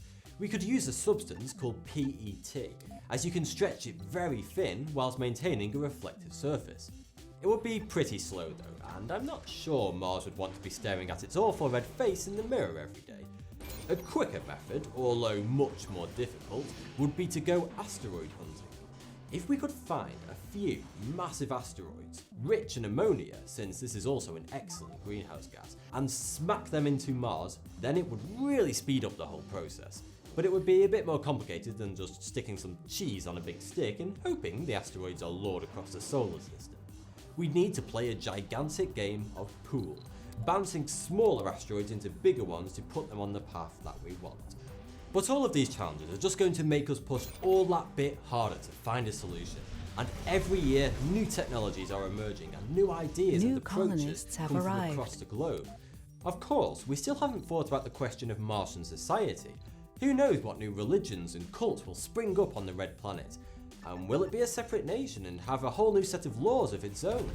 Will it have a Papa John's? We're all dying to know, but we'll just have to wait and see what the next few decades brings. I'd like to thank Squarespace for supporting me on this video, which helps me to make better content. Do you want to make a super slick site without knowing all the technical jargon? Well, Squarespace makes it super easy with their intuitive tools. You can make professionally designed sites super quick, regardless of your experience, without writing a line of code. They'll even give you a free domain name if you sign up for a year. Click the link in the description to start your free trial today at squarespace.com/40. Make sure you use the offer code 40 for 10% of your first purchase. Thanks for the view, subscribe for more. 42. Welcome to the weirdest city in Alaska, Whittier.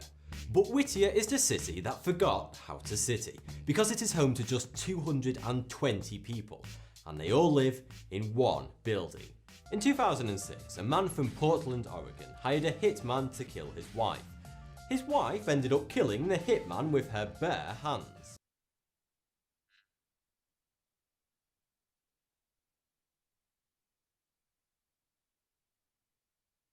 Whoa!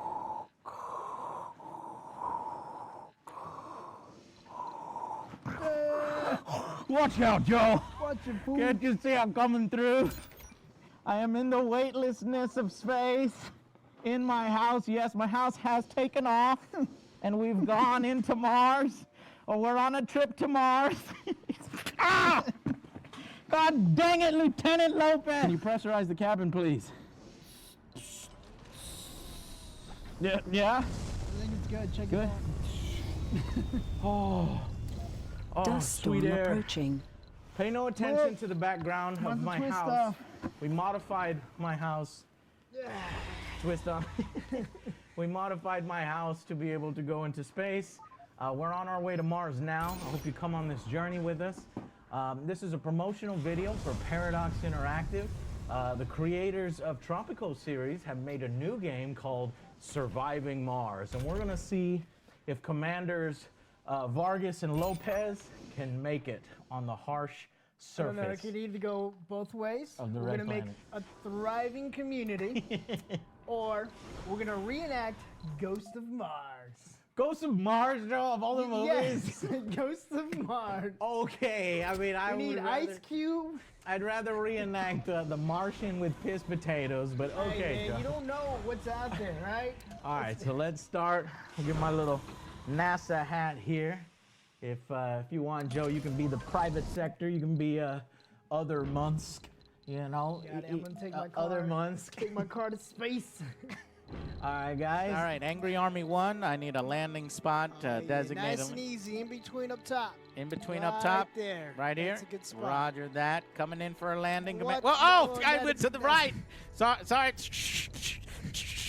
Are you sure you're okay for this mission? Yes, don't panic. Remember, don't panic. It's right there on our symbol. Oh, this is kind of cool. Okay, let's check this out. Ready? Just in case. Guys, don't panic. Fire the guns! We come in peace! Oh my God. Okay, what is this? Is a rover. We got a rover out. Whoa! An explorer, rover, explorer, and a transport. Okay. And the little drones. Oh, little guys, look at that, little cute little dudes. Okay, I guess the drones are RC rover is a mobile base for your drones. Okay, so I guess we'll kind of put them over here. And we got the explorer analyzes anomalies. You Well, already know where we're going. you know where we're going. Got an anomaly right there. Hit that. And then transport used to carry resources at long range or gather resources from surface Sector deposits. scan. So I recommend, Commander, we have him, go and which direction you want him to go. Left. Left? Okay. Well, we'll have him just head on over there. We'll scan the area. The buildable area over here is only 51%, but We're might as going well. left. All right, might as well get it out of the way. All right. So he's on his way. We got the little drones following this dude around. So we got to do building construction. So open up the building menu with B. Baladow. Okay. What did it say we need? What did I say we need, Commander? We need oxygen. Yep. Water. Yep. And power. These guys are grabbing metals now. Yep. Look at that little dude. Look at him go. Look at him go, Joe. Bam. Got it. We're going to have We so got many this. freaking metals. It's going to be great. All right, 78. We're we going to need get our pipes. dome. We're going to get our dome. Oh, we got to get some pipes. Power is good. Looking good. All right, it's coming together, guys. Who wants to come to this place? It's looking pretty good. Come Who on. Who wants come to on come? down. Come on down. Let's see who we got. Okay, We got so some alcoholics in there. passenger. We got floss. We got lazies. Say We got thumbs chronic down. condition. All We right. got idiots. Thumbs down for lazy. It's so hot. No fucking so whining. cold. No loners. What? They're the best. No anything. Oh, come on. Except for idiots and alcohol. What a great combination, right? Yes, sir. This is Joe Bob from Bob. This is Captain Joe Bob from Disaster 1. Resources are Permission to low. land. You're not going to be happy with this crew. A whole bunch of misfits. Just letting you know right now. I don't much rightly care. Tell me where to land. All of a sudden, I turn into an idiot. All right. Where do I land, Commander Right on Lopez? top. All right, here I go. Research complete. Oh my God, it's actually the best job of landing that I've hit. Here we come. I'm coming in now. Here we go. Yeah. slow down time just a little bit. Full of hope and determination. New colonists have arrived. Colonists are departing. Milestone achieved. We have a water shortage. Where are they? Oh my God, there they are! And right when they get here, water shortage. Don't panic. Don't panic, guys. Colonists have several basic stats. There's Bernard. Here's let's see, Bernard 1. Oh no, that's not their name. Tindra Larson. Rename them. Cold wave approaching. Get the hell out of here. You can name them, Joe? Yes. Go ahead in the bottom. He's a founder, he's a party animal. We know who that is. That right there is other Joe. And what do we got? Who's next? We got Founder, alcoholic idiot. Yeah. Hey, let's go crazy. Rugged founder enthusiast nerd. That's probably me. Hippie gamer. No, I don't want to be a hippie. I want to be a gamer. Founder fit. Hey, I'm not fit though, so don't want to mislead people. Idiot gamer. Scanned. You sure you? What are you trying to say? See what happened was. What are you trying to say? I'm a trained botanist dreaming of a green Mars. All right. There you go. Hold on. Let's see what else we got. All right. F it. I'll be an idiot. I am kind of an idiot. So I want to be this guy. I'm fit, but truth be told. That one. Truth be told. Angry Joe's idiot brother. That's pretty cool. There are You can name Earth-sick your own colonists. This is going to be a good streaming game. Oh, yeah. All right, let them go. Let them go. We have finally arrived. That's me. The colonists are on the brink of dehydration. We need to figure out something quick This is before not they a good die. start. Colonists are on the brink of dehydration. We need to figure out something quick before they die. Oh my. Do I at least look cool? We should have waited until we entered to see what everybody's wearing. Oh, look at this guy. Enemy Yang. He's depressed already. Everyone's so depressed. Everybody's there I am, Joe. Yeah, we need to switch it up. Joe. Yeah, so wait to name your guys once they get in. Yeah, you be the red and black guy right there. 70% for Amazon Prime. Luckily, we got 3 moisturizers on their way. But can they survive without water? Go swimming. Go to the lake. Go to the lake. You need water. There's water right in front of you. Come Go on. to the lake. Domes without They'd be water. so I don't know if they're going to survive. Nobody's until happy then. here. Milestone achieved. Produce food. Produce food from our freaking. Look at that. We got food. Oh, they ate it almost immediately. You fucking greedy ass bastards. It's supposed to be rationed off. We had it. We're going to die, everybody. We're at 72. Still good though. We have an oxygen. Our colonists are suffocating. Oh. Resources are low. Hours to get them more oxygen before they run out. A few hours. A colonist has died. A colonist just snapped. He snapped. What did he do? Oh shit! Now we're snapping. We're just seeing what will happen. It takes a while on very easy. You're not going to be able to fail very well. Colonist is going on a murderous spree.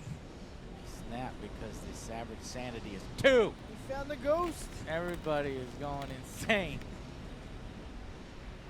Oh shit! Oh no! They're dying. Anomaly found. Suicide. Suffocated. Oh my god. Suicide. Is OJ still alive? Angry Joe's still alive. OJ, I think that's you. No, that's you're in blue, Joe. I think you're already dead unless that's you right there. I can't click on you. So fast. I think you're already dead. Oh no! Oh, no, I'm the Joe. last remainder. Suffocated. A colonist has died. Oh no, Yan couldn't take it anymore. So many dead colonists. 3 people left. Their health is at 62, so your colonists will start dying before the rest of the stuff. Especially when their sanity is at 0, they'll start committing suicide. How many colonists we have left? We have 3. I'm dead. Joe's dead. I can't tell where I committed suicide.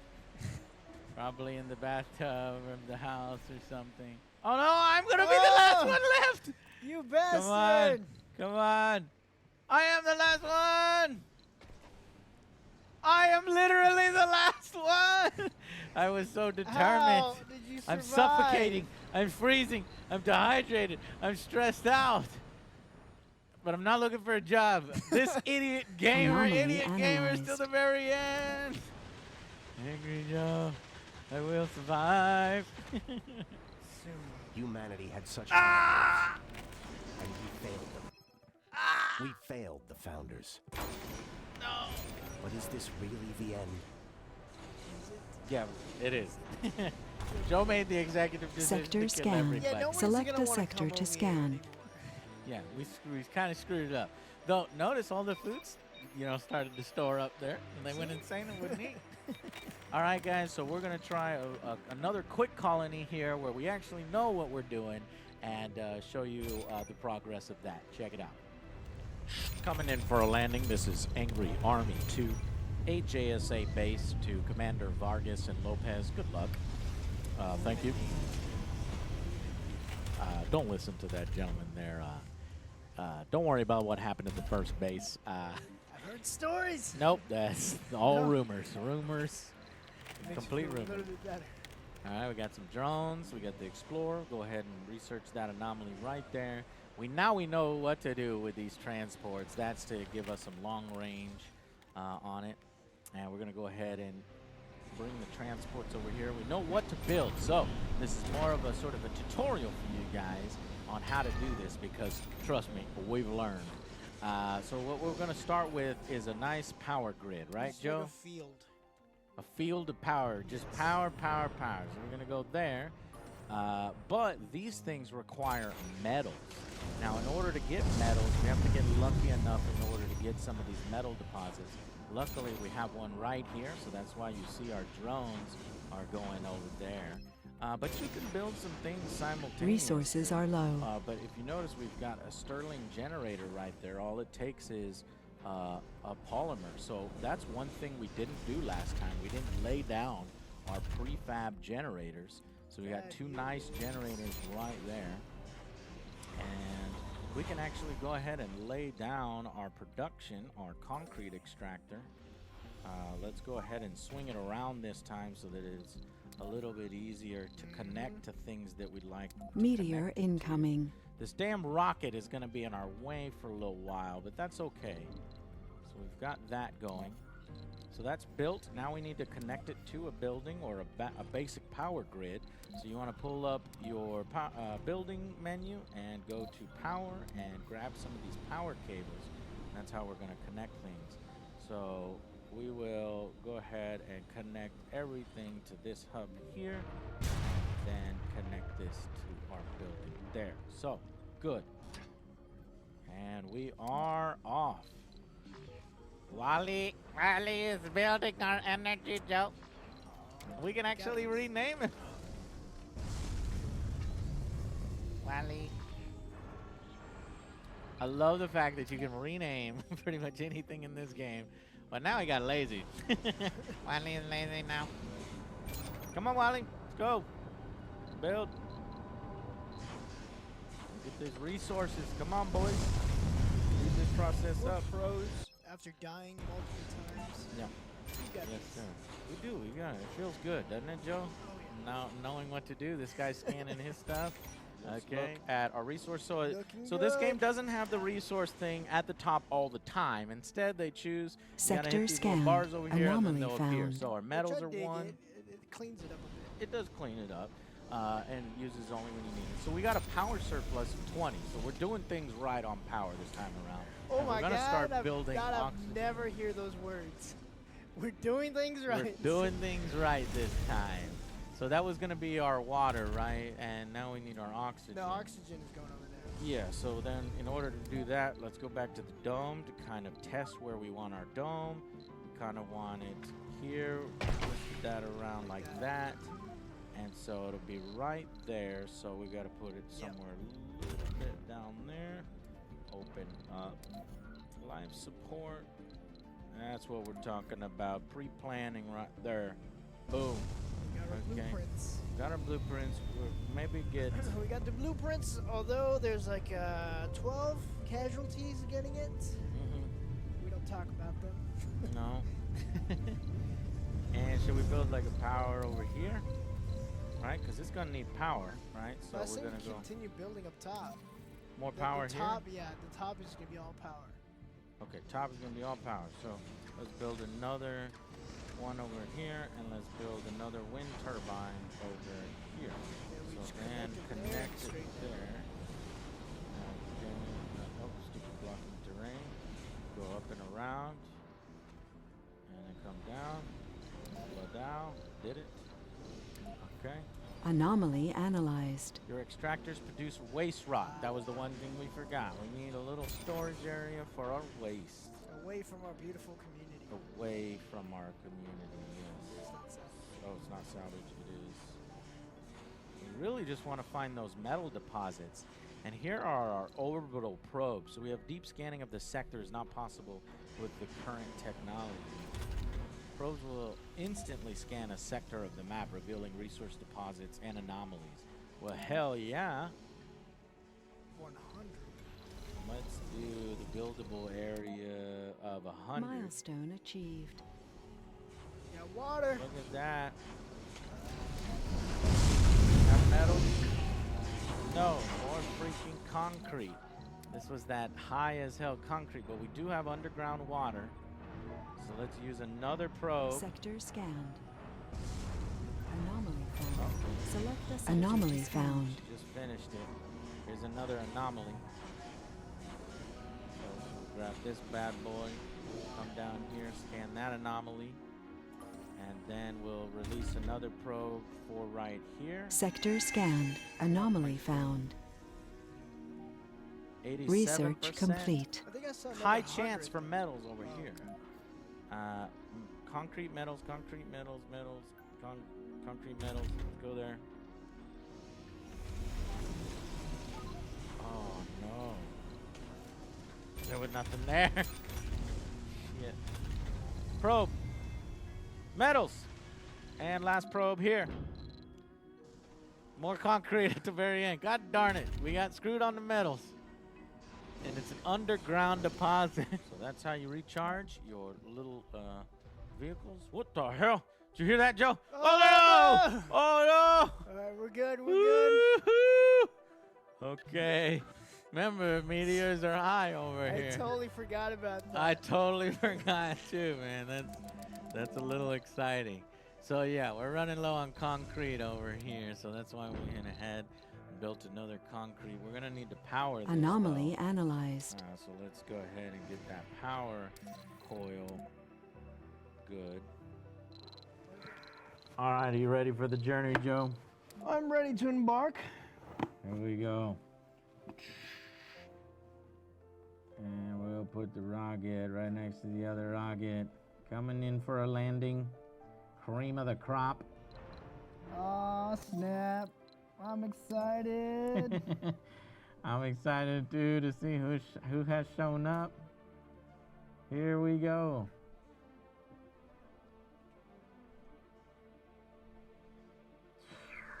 Touching down. We've got Chen Pong. He's Survivor Founder Fit. We got Founder Party Animal Religious Idiot.